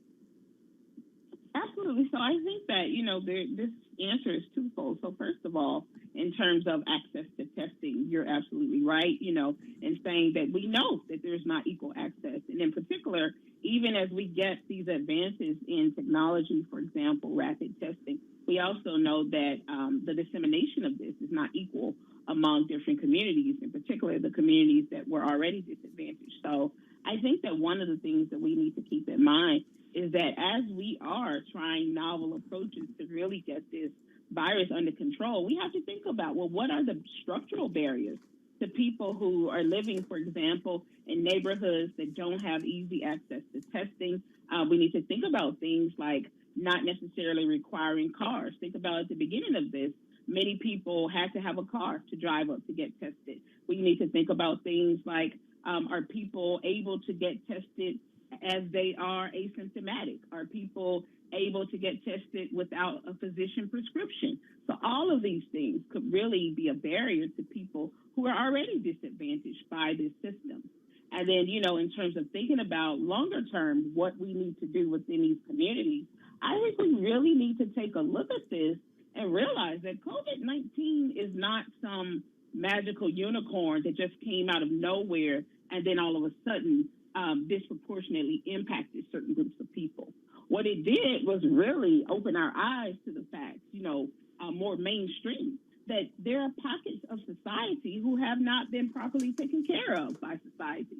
And we need to be committed to the long-term work of addressing these structural barriers so that the next virus or the next whatever won't continue to be the thing that keeps happening. Enough is enough with this.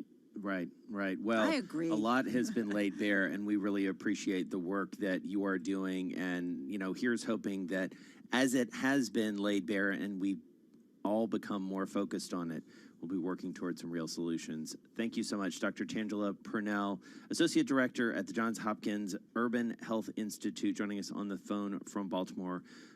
Of course, she's also associated with the Bloomberg School of Public Health, supported by Mike Bloomberg, founder of Bloomberg LP and Bloomberg Philanthropies. Carol? Yeah, coming up, we're going to continue with a great guest, Franklin Resources CEO Jenny Johnson. Actually, she caught up with Scarlet Food. Yeah. So they had a wide-ranging conversation about getting back to work, reopening, how you work. Also talked about those star fund managers. So we'll hear a little bit more about that. That's coming up next on Bloomberg Business Week, right here on Bloomberg Radio.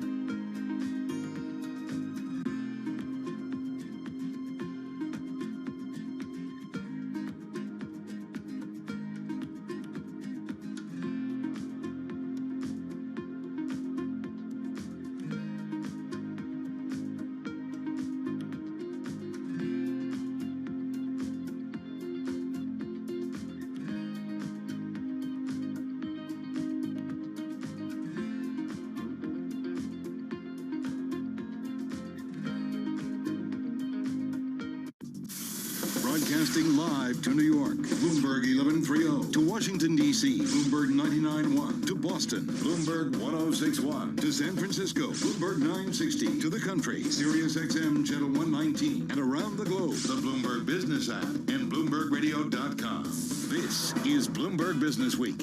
You know what's better than hearing from a leading voice in money management? Even better? It's hearing from that voice with Scarlett Fu. Yes, you nailed it. Boom. Thanks. Well done. Let's get to that in just a minute. But before we do, let's get back to Doug Krisner. He's got an update on the trade. Hey, Doug. Hey, Jason. So the equity market right now is extending a record-setting rally. We have Fed Chair Jay Powell earlier today unveiling this new approach to setting U.S. monetary policy. The idea here is to let inflation and the labor market run hot. So the risk of higher inflation right now is weakening bond prices, sending yields higher. The 10-year is up 5 basis points at 73 basis points. At the margins today, the remarks from House Speaker Nancy Pelosi, who said she will not budge from Democrats' demands on a new pandemic relief package. Dow Industrial Average better by 0.9%. S&P 500 adding to yesterday's all-time high by 0.5%. NASDAQ Composite moving up from a record by 0.1%. We've got a rally in Abbott Laboratories. Shares are up more than 8% right now after the company won clearance for a 15-minute COVID test. So, how well informed are people in knowing how to use testing as a way of determining whether to isolate? Jason Farley is professor of nursing at the Johns Hopkins Bloomberg School of Public Health. In that regard is, I've been exposed, I'm going to go get a test, oh, I test negative, and therefore I can ignore the 14-day quarantine. That's just really bad thinking, because we know your state in which you are in post-exposure. We know that the virus often after exposure, somewhere between 4 to 6 days after exposure, do you develop symptoms. And so if you test too early, you're likely to test negative. If you test way too late, you might also test negative.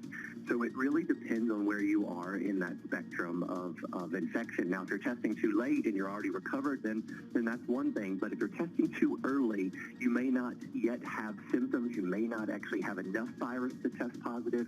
And it really is just really bad thinking. That is Jason Farley, professor of nursing at the Johns Hopkins School, a Bloomberg School of Public Health. The school is supported by Mike Bloomberg. He's founder of Bloomberg LP, the parent of Bloomberg Radio, and Bloomberg Philanthropies. I'm Doug Krisner. That's your Bloomberg Business Flash. All right, Doug, much appreciated.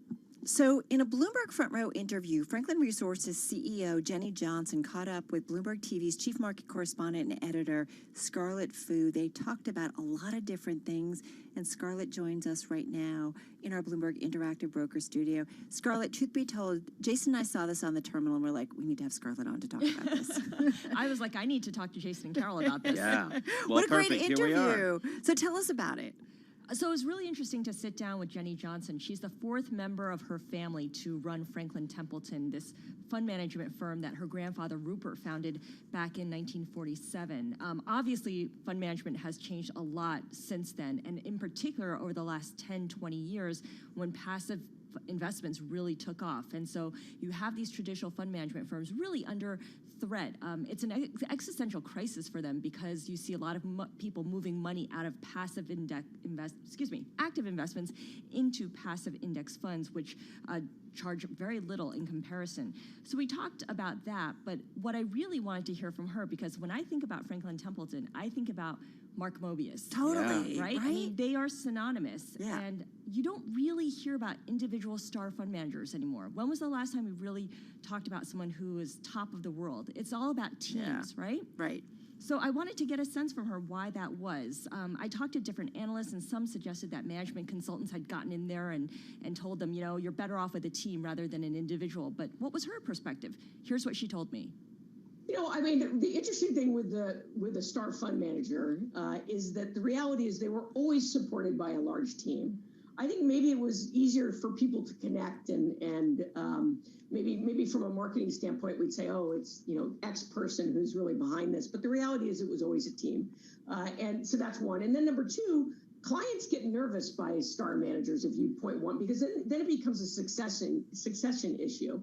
They want to know that you can seamlessly are developing the team behind, just as any CEO is expected to be developing the team behind them. And so I think that's been much more of the focus, is talking about that team, but it's always been a team. So it's always been a team, but I will say, I think we're human, right? We like hitching our wagon to a star. Yes. We like believing in people with special talents until they inevitably hit some kind of roadblock, and then we kind of like to watch the pile on. Right. But we like this idea that if there's someone who really knows what they're doing, we will pay up for it. People will pay up for it. In the absence of the performance, yeah, people want cheaper products, and they would rather go with a passive investment. But as long as there's someone who can perform, people pay up for it. The problem is that it's really, really hard to perform consistently, beating the market over a long period of time. Right. So this is also a firm, SCAR, that has been part of the broader consolidation of the money management industry. The $4.5 billion purchase of Legg Mason that Franklin made. How does that figure in, and what did Jenny say about the future of this market sort of getting smaller, at least in terms of the number of players? It definitely feels like M&A among fund managers is a very defensive. I mean, she wouldn't say that, and even if I pressed her on it, she would point out the various ways in which Legg Mason and Franklin Templeton fit together really well, right? They get to fill in the missing product gaps and all of that. But you have to look at the assets under management. Combined, they have $1.4 trillion. And it feels like the $1 trillion mark is really important to be able to market to investors. But having said that, we haven't seen as much consolidation as you might think. And I'm not sure why. I think maybe right now people still think they can kind of strike it on their own. If they introduce a bunch of ETFs, they can pick up some market share there.